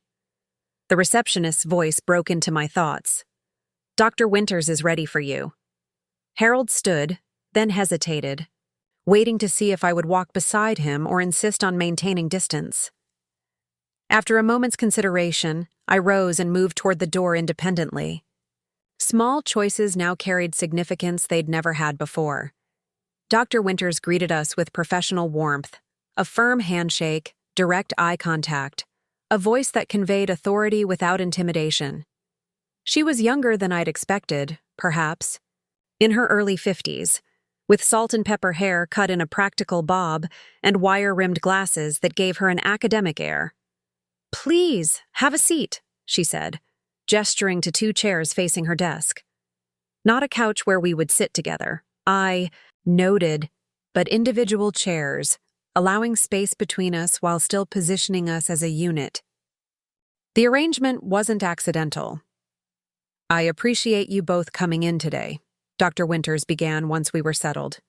"Before we start, I want to establish some ground rules for our sessions. This is a safe space for honesty, but not for cruelty. We'll speak directly but respectfully. We'll listen without interrupting, and we'll recognize that healing, whatever form that ultimately takes, requires patience and commitment from everyone involved. Does that sound reasonable?" Harold and I nodded in unison, perhaps the first thing we'd agreed on in weeks. "Good," she continued. "Now, in your intake forms, you've outlined the basic situation, a 50-year marriage, with the recent discovery of a long-term parallel relationship resulting in children. That's our starting point, but I'd like to hear from each of you about what you hope to achieve through counseling." She turned to Harold. "Mr. Montgomery, why don't you begin?" Harold cleared his throat, his hands clasped tightly in his lap. "I want to save my marriage," he said simply. "I've made terrible mistakes, choices, that have hurt Ellie profoundly. I don't expect forgiveness, but I hope for understanding, perhaps. A path forward that acknowledges both the damage I've done and the 50 years we've built together." Dr. Winters nodded, then turned to me. "Mrs. Montgomery, what are your goals for our work together?" I'd given this considerable thought in the days leading up to our appointment. "I need clarity," I said, "about what our marriage has truly been, about what it could possibly be going forward. I don't know if reconciliation is possible or even desirable. But I do know that I deserve to make that decision with complete information and support." "Those are honest starting points," Dr. Winters said approvingly. "Now, I'd like each of you to share your perception of your marriage before this revelation. Mrs. Montgomery, would you like to begin this time?" I took a deep breath, organizing my thoughts. For 50 years, I believed we had a good marriage. Not perfect, but solid. We raised 2 wonderful children. We supported each other's goals. We weathered life's challenges together. I trusted Harold completely. I never questioned his absences because I assumed they were necessary for his work, his community involvement, our financial security. I believed we were partners in every sense of the word. Harold listened without interrupting, his expression pained but attentive. "Mr. Montgomery?" Dr. Winters prompted when I'd finished. "Everything Ellie said about our marriage is true," Harold began carefully. "We did build a good life together. I have loved her deeply for 50 years and continue to love her. The relationship with Elaine doesn't negate that, though I understand why Ellie might find that impossible to believe." "You speak of 2 simultaneous loves," Dr. Winters observed. "Can you elaborate on how you've reconciled those within yourself?" Harold shifted uncomfortably. "They're different. My relationship with Ellie is the foundation of my life. The family we've built, the history we share, the comfort of deep mutual understanding. My relationship with Elaine developed differently, initially as a response to an unexpected pregnancy, later evolving into something more complex. And the deception?" Dr. Winters pressed. "How did you manage the cognitive dissonance of maintaining such an elaborate lie for 35 years? Harold's face flushed. "Initially, I told myself it was temporary, a necessary evil to handle an unexpected situation, without destroying my marriage. But as time passed, the deception became normalized, compartmentalized. I convinced myself I was protecting everyone by maintaining separate worlds. Protecting everyone except me," I interjected, unable to remain silent. "I was never given the choice to make an informed decision about my own life." Dr. Winters nodded, acknowledging my point. "That's an important distinction, Mrs. Montgomery. The absence of informed consent is a critical factor here." She turned back to Harold. "Would you agree that you made unilateral decisions that fundamentally affected your wife's life without her knowledge?" "Yes," Harold admitted, his voice barely audible. "I did." "And how do you justify that to yourself?" she asked, not unkindly, but firmly. Harold was silent for a long moment. "I can't," he finally said. "Not anymore. At the time, I created elaborate justifications. That Ellie would be devastated by the truth, that the children would suffer, that everyone was better off with the status quo. But those were self-serving rationalizations, not genuine concern for others." His admission, so direct, so unqualified, caught me by surprise. In our private conversations, he had always maintained some defense, some explanation of his actions, as misguided but well-intentioned. This complete acceptance of responsibility was new. "That's a significant acknowledgement," Dr. Winters said. "Mrs. Montgomery, what's your reaction to hearing that?" I considered the question carefully. It helps, I said slowly, to hear him admit that the deception was selfish rather than protective. But it doesn't change the fact that I spent half my life in a marriage that wasn't what I believed it to be. Understandably, Dr. Winters agreed. Trust has been fundamentally broken. Rebuilding it, if that's the direction you choose, would require extraordinary commitment from both of you, particularly Mr. Montgomery. I'm willing to do whatever it takes, Harold said immediately. Absolutely anything. Dr. Winters turned to him with a penetrating gaze. Would that include ending your relationship with Elaine Carter, with your children there? The question hung in the air, heavy with implication. Harold's face contorted with genuine anguish. I don't know if I can abandon my children. They're adults, yes, but they're still my responsibility, my family. Even at the cost of your marriage to Ellie? Dr. Winters pressed. Harold looked stricken, trapped between impossible choices. I hope it doesn't come to that, he said finally. I hope there's a path that doesn't require such an absolute decision. I watched him struggle, feeling a complicated mix of vindication and empathy. The man who had compartmentalized his life so effectively for decades was finally confronting the inherent contradictions of his choices. Mrs. Montgomery, Dr. Winters said, turning to me, is complete severance of Harold's relationship with his other family a requirement for you to consider reconciliation? It was the question I'd been asking myself for weeks, with no clear answer. I don't know, I admitted.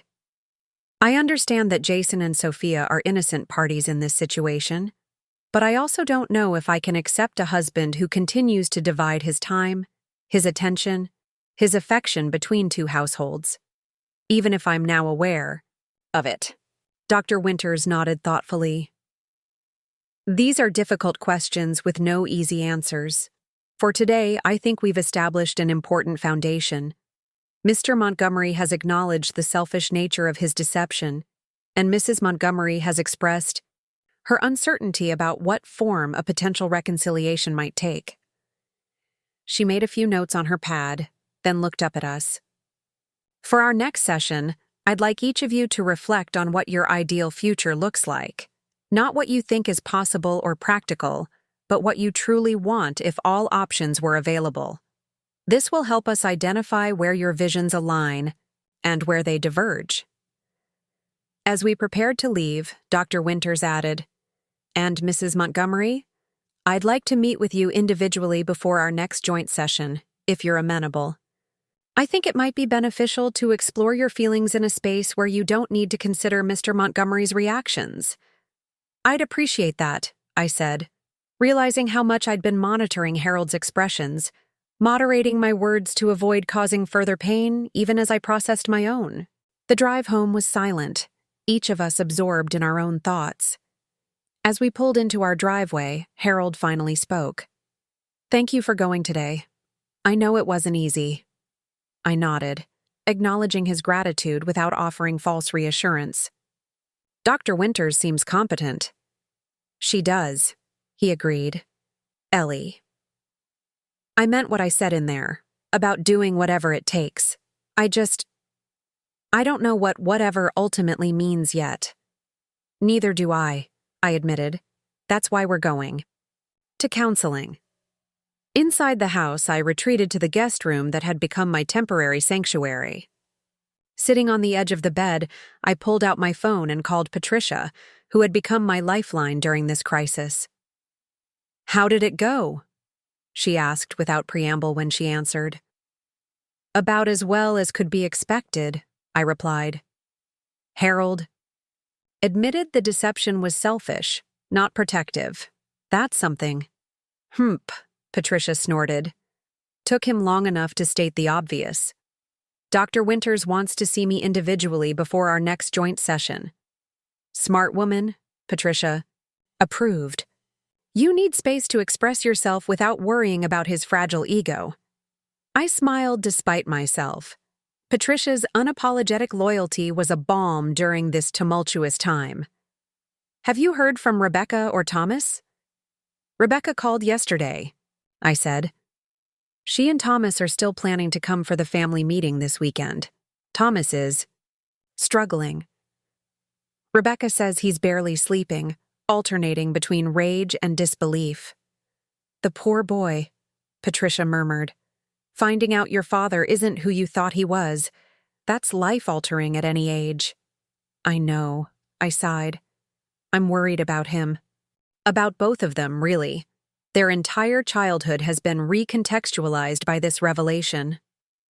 We talked for another half hour, Patricia offering the perfect balance of sympathy and practical advice. By the time we hung up, I felt marginally steadier, more capable of facing the family meeting looming on the horizon. The next morning, I was sitting at the kitchen table with my coffee when Harold appeared in the doorway, an envelope in his hand.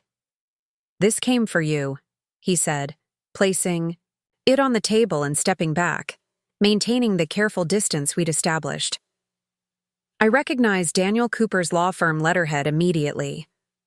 Inside was a brief note requesting my presence at his office that afternoon to discuss developments related to your recent legal adjustments. Cryptic but clear enough, something had changed regarding the revised will and financial protections I'd put in place. "I need to see Daniel today," I told Harold, not offering details. He nodded, accepting the boundary. "I have a foundation meeting at 2. I should be back by 5. This polite exchange of schedules had replaced our once intimate morning conversations. We moved around each other like wary dance partners, maintaining precise distance while performing the necessary steps of shared living. At Daniel's office that afternoon, his expression was grave as he welcomed me. "Thank you for coming on such short notice, Ellie. Please have a seat." "Is something wrong with the revised will?" I asked, getting directly to the point. "Not with the will, no. But there have been some financial movements you should be aware of." My stomach tightened. "What kind of movements?" Daniel opened a folder on his desk. "As you know, we implemented controls requiring your signature for large withdrawals from joint accounts. Yesterday, Harold transferred a significant sum, just under the threshold requiring your approval, from your joint investment account to a separate account at First Community Bank." "How much?"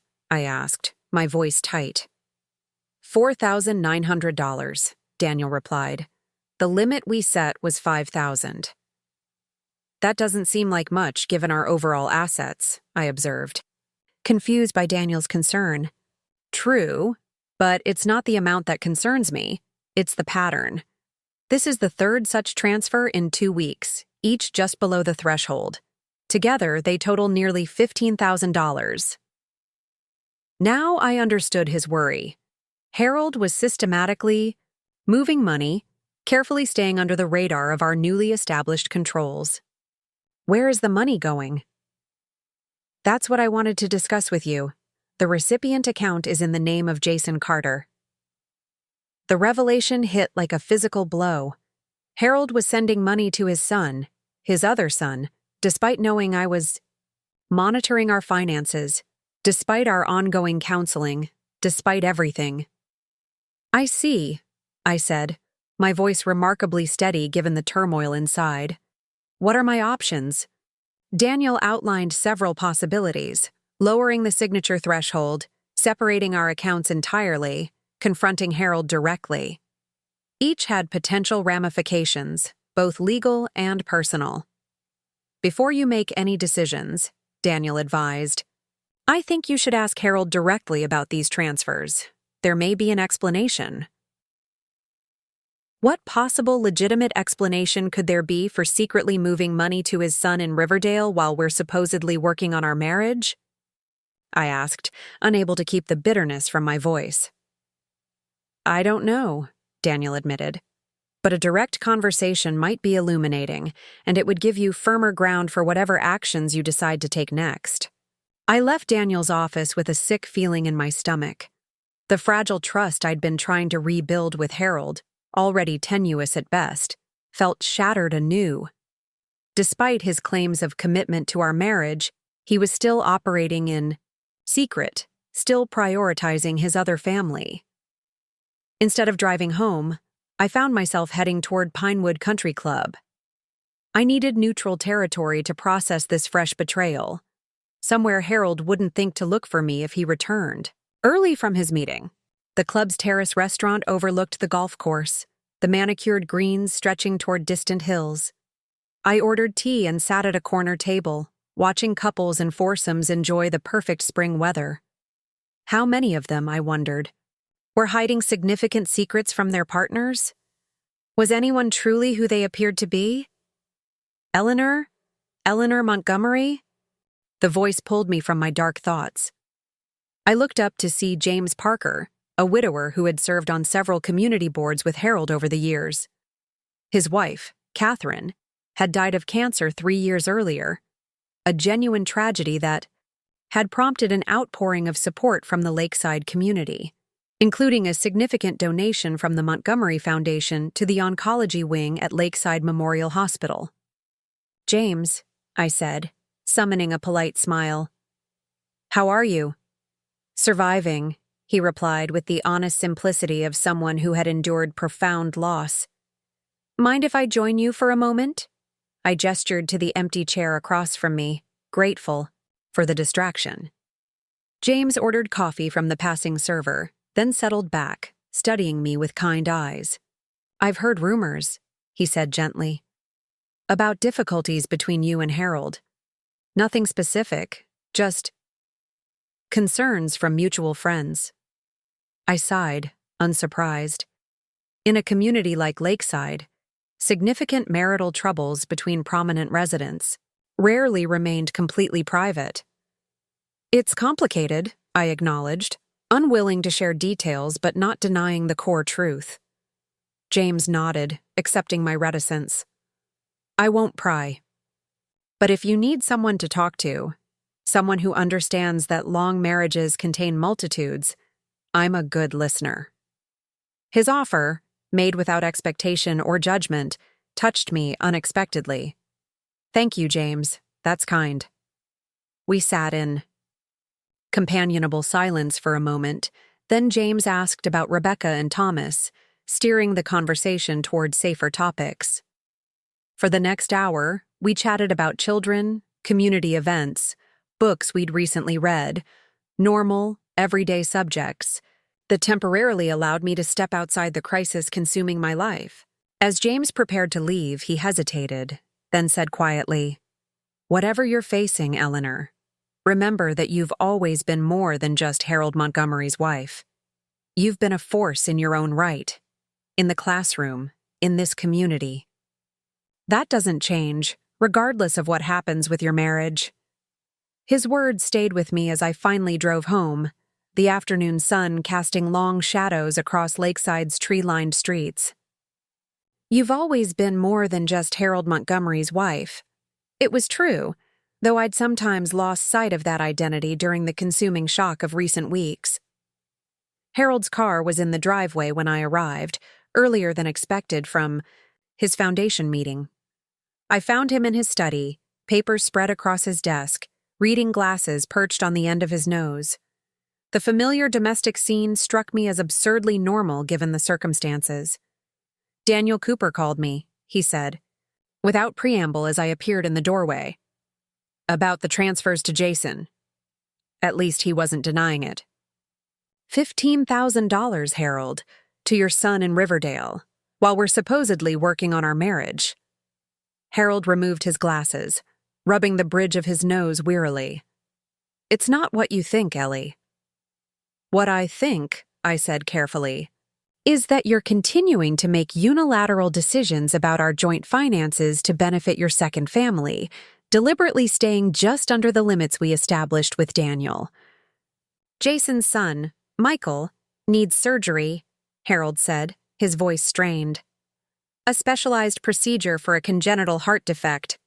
Insurance will cover most of it, but there are significant out-of-pocket expenses. I was helping with those costs." The explanation caught me off guard. A medical emergency for a grandchild, Harold's grandchild, wasn't what I'd expected.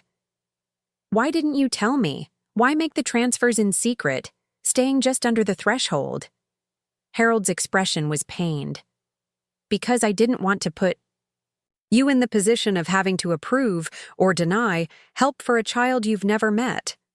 A child who exists because of my betrayal. It seemed cruel to force that choice on you. I sank into a chair, the righteous anger that had fueled me all afternoon dissipating into something more complex. So, instead, you deceived me. Again. Made decisions that affected our joint finances without consulting me. Yes, Harold admitted. I handled it badly. I should have been transparent about the situation, discussed it with you directly.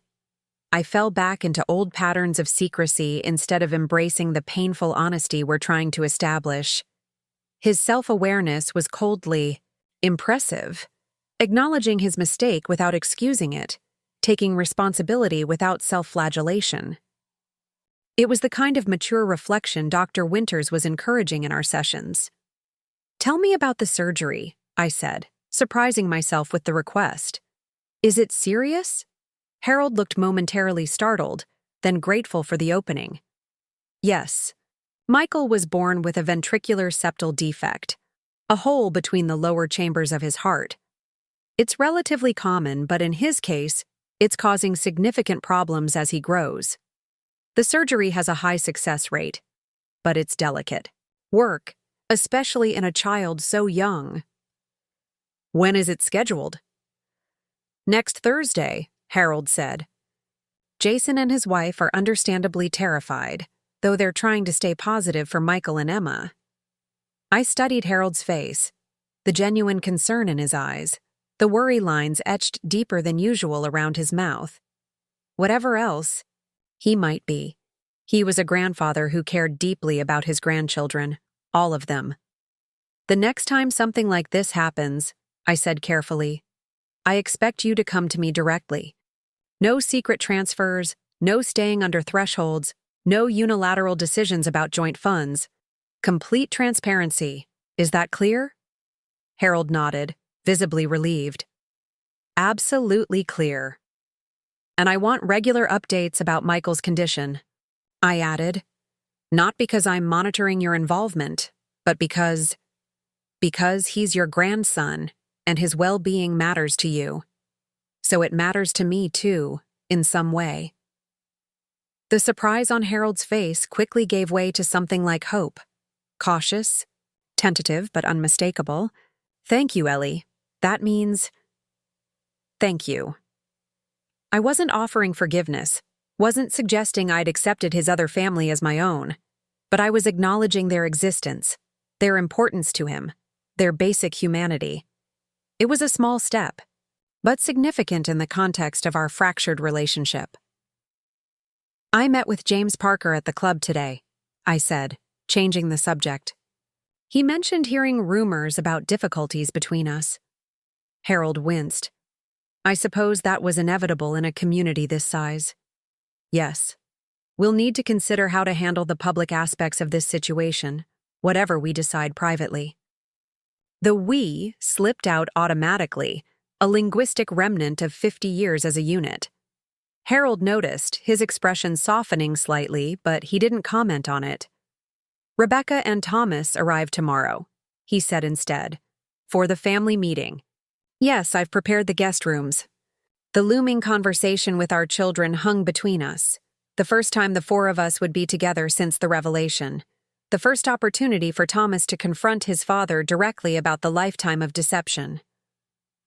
I'm afraid, Harold admitted quietly, of losing them, of Thomas never speaking to me again, of Rebecca's disappointment.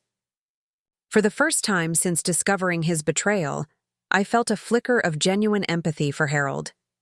Not enough to erase the pain he'd caused, but enough to recognize the very real consequences he now faced with our children. They love you, I said. That doesn't disappear overnight, even with something of this magnitude. But they'll need time, Harold. And complete honesty going forward. He nodded, accepting the assessment. Will Will you help me navigate this with them? Not defend me, I don't deserve that, but help create space for healing if that's possible. The request surprised me. In our 50 years together, Harold had rarely asked for help, preferring to handle difficult situations through his own competence and charm. This naked vulnerability, this acknowledgement of need, was new. I'll facilitate communication, I said carefully. I won't take sides, won't pressure them one way or another. Their relationships with you are theirs to determine. That's fair, he agreed. More than fair, given the circumstances. We lapsed into silence, the evening sunlight casting long shadows across the study. After a moment, Harold spoke again, his voice hesitant. I was thinking, perhaps we should postpone our next session with Dr. Winters until after the family meeting. Give ourselves time to process whatever happens with Rebecca and Thomas. That's probably wise, I agreed. I'll call her office tomorrow. As I turned to leave, Harold called after me softly. Ellie, thank you for your grace about Michael's surgery, for your willingness to keep trying, despite everything. I paused in the doorway, considering his gratitude. 50 years isn't something you just discard, Harold, even when it's been damaged beyond recognition. Whatever happens next, we share a history that can't be erased. That night, in the guest room that had become my temporary sanctuary, I thought about the complexity of forgiveness, how it wasn't a single decision but a process, unfolding in unexpected ways. I wasn't ready to forgive Harold. Wasn't sure I ever would be completely. But I was beginning to recognize that healing might be possible without perfect resolution, that moving forward didn't require forgetting the past. As I drifted toward sleep, my thoughts turned to Rebecca and Thomas, arriving tomorrow to confront this new reality as a family. Their pain was different from mine, the betrayal of a father rather than a husband, but no less profound. Whatever path I ultimately chose for myself, I was determined to help them find their own way through this labyrinth of deception and truth, anger and love, disappointment and possibility. The future remained uncertain, but for the first time in weeks, uncertainty felt less like an abyss and more like an opening. Painful, yes, but also holding the potential for growth and renewal, whatever form that might take. The morning of the family meeting dawned clear and bright, sunlight streaming through the guest room curtains. I'd been awake for hours, rehearsing what I might say, how I might help navigate the inevitable storm of emotions. I dressed carefully, in a blue silk blouse and tailored slacks, armor of sorts for the difficult day ahead. When I entered the kitchen, Harold was already there, coffee brewed, toast and fruit arranged on a platter. The domestic normalcy of the scene struck me as both comforting and absurd. Rebecca texted, he said, sliding a mug of coffee toward me. Their flight landed on time. They're picking up a rental car and should be here around 11.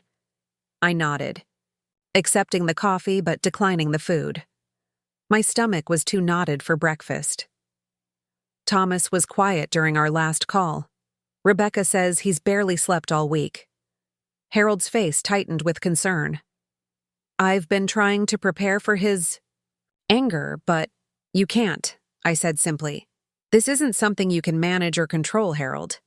Thomas's feelings are valid, and he deserves the space to express them however he needs to. I know, he admitted quietly. I just hope. I hope there's a path forward, somehow.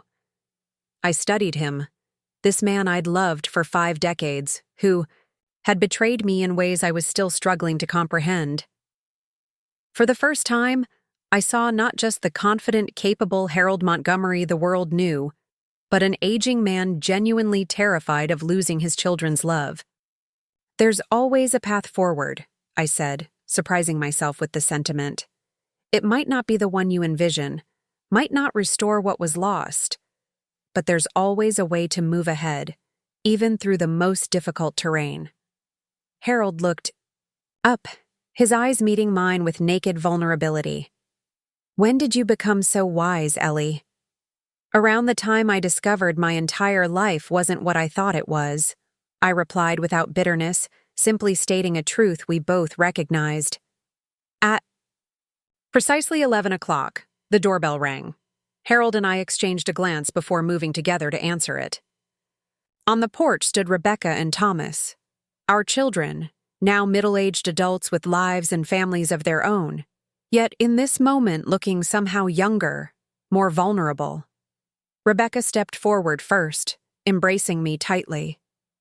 "Mom," she whispered, the single word conveying volumes. Thomas hung back, his gaze fixed on Harold, his expression a carefully controlled mask. He hugged me briefly when I approached, but his body remained rigid, his attention never fully leaving his father. "Come in," I said, ushering them into the living room where I'd arranged comfortable seating. "Can I get you anything? Coffee? Water?" "I think we should just get started," Thomas said, his voice tight. We settled into our places, Rebecca and Thomas on the sofa, Harold in his usual armchair, me in a chair positioned between them, the mediator by silent agreement. For a long moment, no one spoke. The grandfather clock in the hallway ticked steadily, marking the passage of time in a house where time had suddenly become a fluid, unreliable concept. 50 years of marriage, 35 years of deception. The mathematics of betrayal. "I don't even know where to begin," Thomas said finally, breaking the silence. "How do you have a conversation about discovering your entire childhood was built on lies?" "Not everything was a lie," Harold said quietly. "Wasn't it?" Thomas countered, his voice rising slightly. "Every time you claimed to be working late, every business trip that took you away from family events, every sacrifice we were told to accept because Dad was working so hard for our future, those were all lies, weren't they?" Harold didn't flinch from his son's anger. "Yes," he admitted. "Many of those specific instances were lies. But my love for you, for Rebecca, for your mother, that was never false." "How convenient," Thomas scoffed. "The tangible, verifiable parts were lies, but the emotional, unprovable elements were supposedly real." Rebecca placed a hand on her brother's arm. "Tom, let's try to stay calm." "Why?" Thomas demanded, pulling away from her touch. "Why should any of us be calm about this? Do you realize what he's done? For 35 years, 35 years, Becca, he's been leading a double life. He has other children. Children he chose to father even after having us. How are you not furious?" "I am furious," Rebecca said, her voice steady despite the emotion behind it. "I'm hurt and shocked and angry. But I'm trying to understand, to process this in a way that doesn't destroy me in the process." She turned to Harold, her expression hardening. "That doesn't mean I excuse what you did, Dad. I don't. What you've done to Mom is unforgivable. The lies you've told all of us. I don't know how to reconcile them with the father I thought I knew." Harold nodded, accepting her words without defense. "I don't expect forgiveness," he said. "I don't deserve it. But I hope, perhaps, for understanding.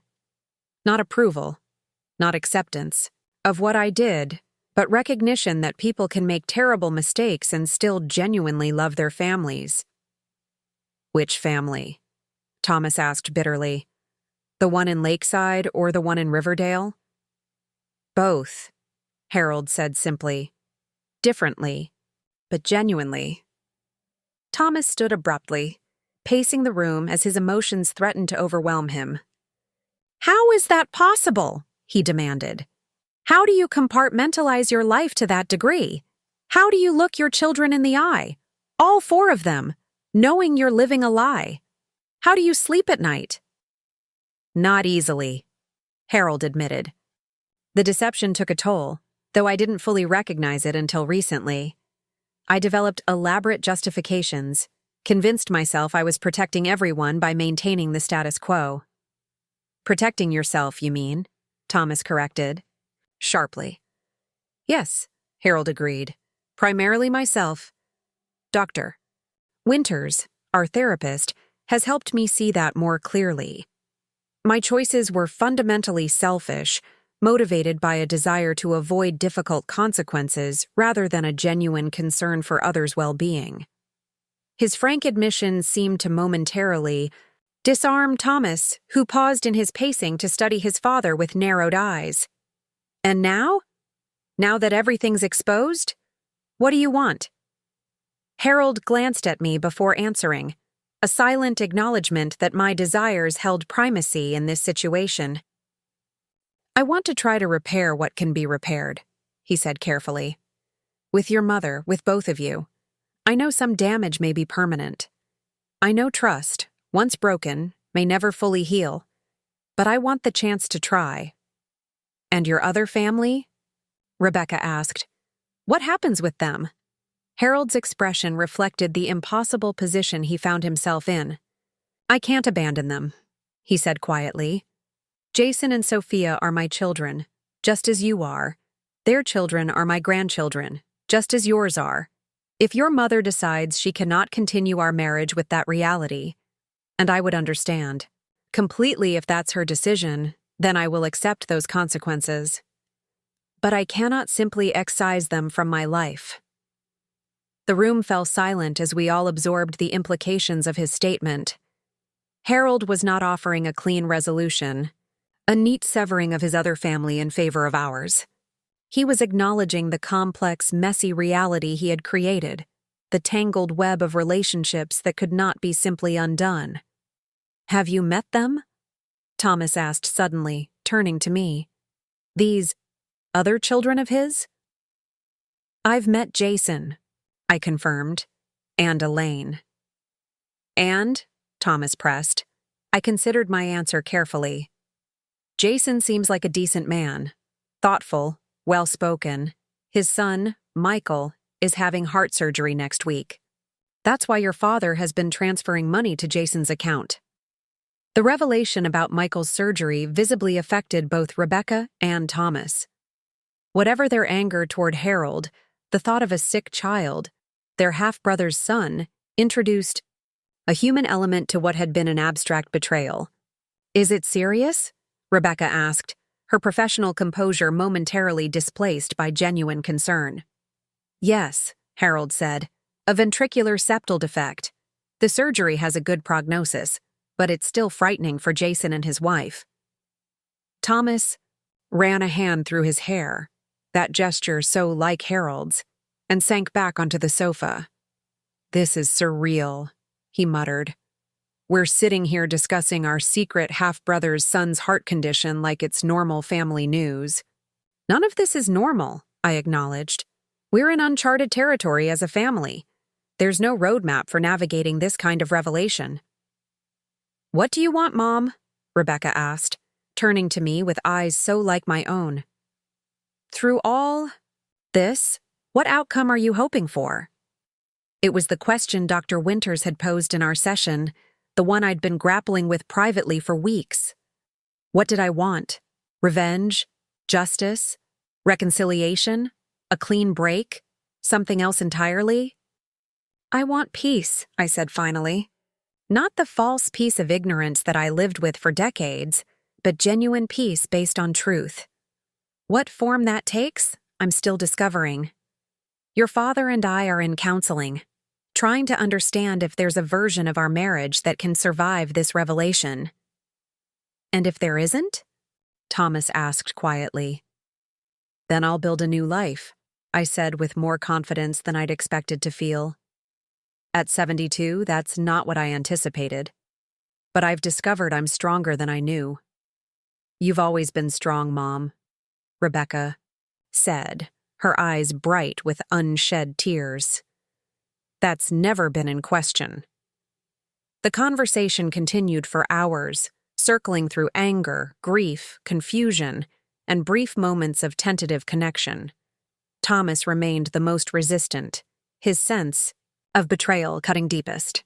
Rebecca, while equally hurt, seemed more able to separate her relationship with Harold from his actions, to consider the possibility of a future connection without dismissing the gravity of his deception. By late afternoon, we had reached a kind of temporary equilibrium, not resolution, not forgiveness, but acknowledgement of where we stood in the long road ahead. Thomas agreed to meet with Harold individually the following day, a step I considered significant progress given his initial fury. As Rebecca helped me prepare dinner, she asked quietly, "Have you considered meeting Sophia, Harold's daughter?" The question startled me. Not specifically, no. Meeting Jason and Elaine was challenging enough. "I've been thinking about it," Rebecca admitted, her hands busy chopping vegetables. "About possibly meeting them, Jason and Sophia. Not immediately, but eventually.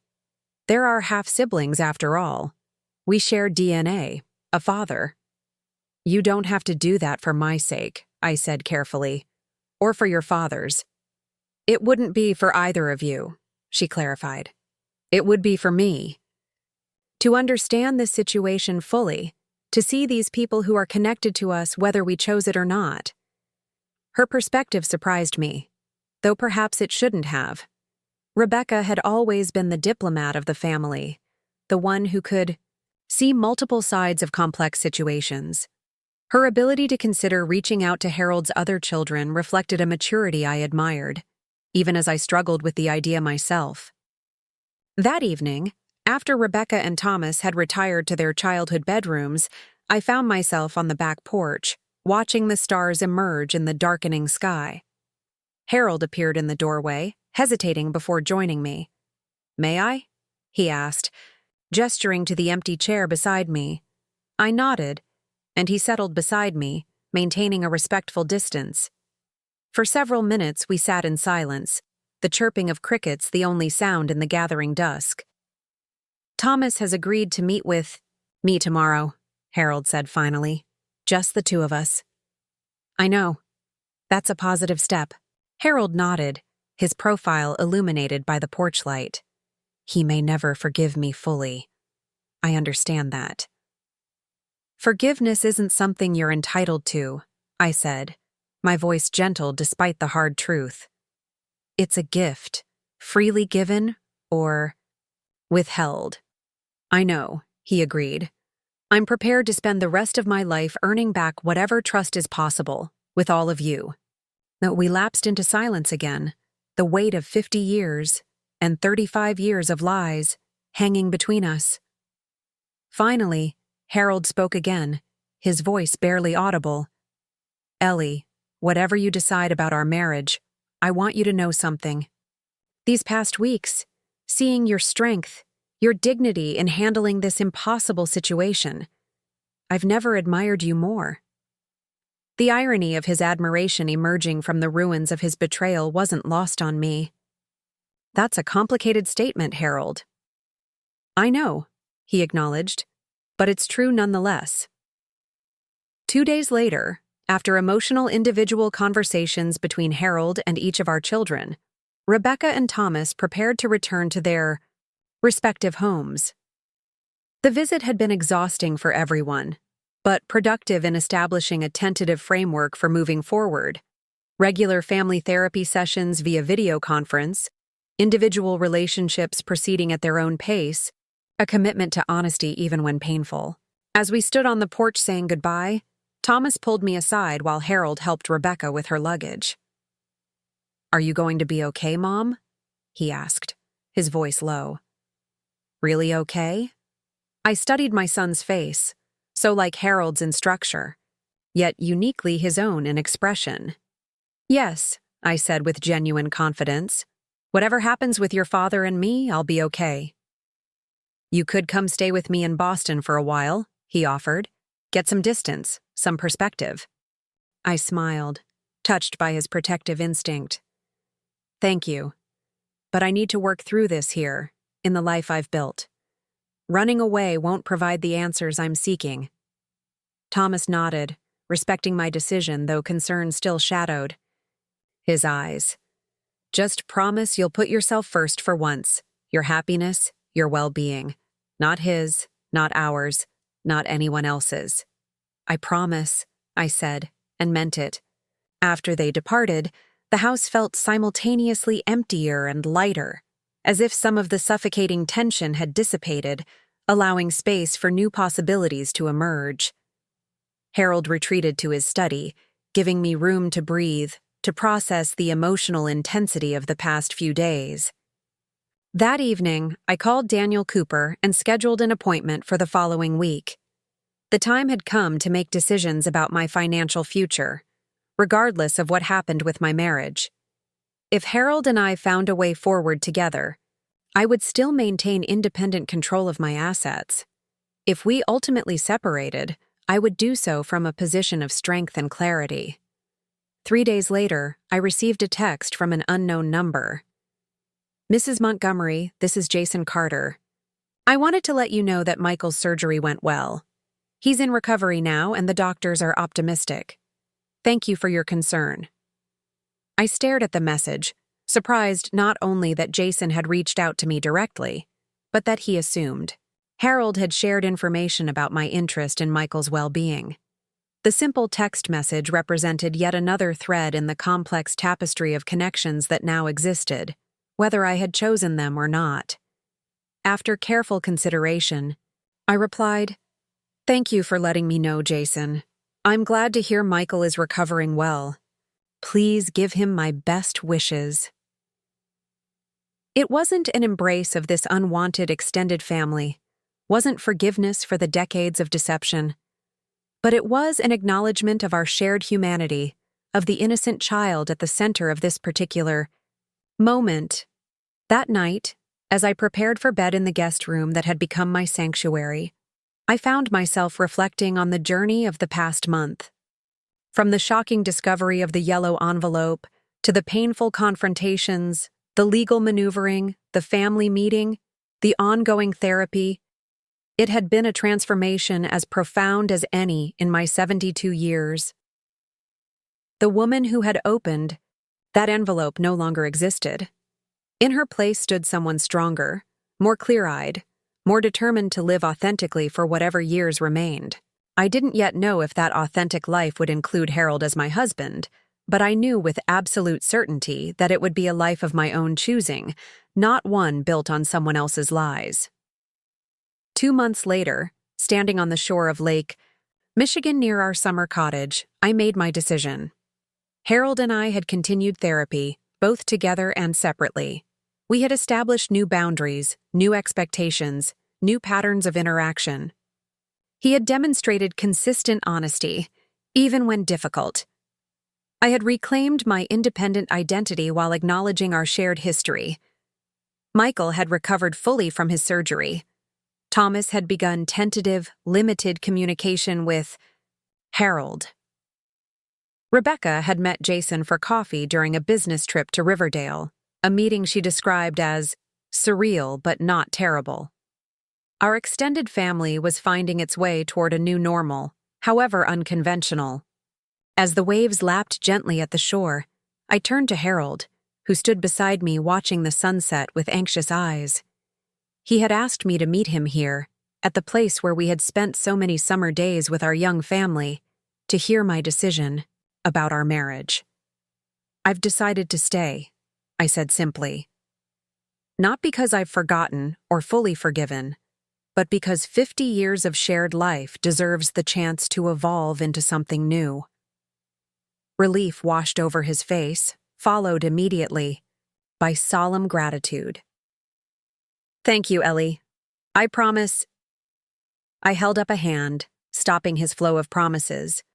"This isn't unconditional, Harold. I have terms." He nodded, waiting. "First, I maintain financial independence. The changes I've made with Daniel remain in place permanently. Second, complete transparency about your time with Elaine and her family, no secrecy, no surprises. Third, we continue therapy for as long as necessary. And fourth, we renew our vows, not to celebrate what was, but to acknowledge what is and what can be." Harold considered these terms carefully, understanding their significance. This wasn't a return to our former marriage, but the creation of something entirely new. A relationship between equals, with clear boundaries and expectations. "I accept," he said finally. "All of it." As the sun slipped below the horizon, painting the sky in brilliant oranges and pinks, I felt a sense of peace settle over me. Not the blind contentment of ignorance, but the hard-won serenity of someone who had faced devastating truth and emerged stronger, wiser, more fully herself. My journey wasn't over. The reverberations of Harold's deception would continue to shape our family for years to come. But standing on that shore, watching day transition into night, I knew I had found my way forward through the wreckage of betrayal to solid ground again. At 72, I had rewritten the story of my life, not erasing the painful chapters, but adding new ones of my own creation. Whatever came next would be authentic, honest, and most importantly, mine to choose. Up next, you've got 2 more standout stories right on your screen. If this one hit the mark, you won't want to pass these up. Just click and check them out.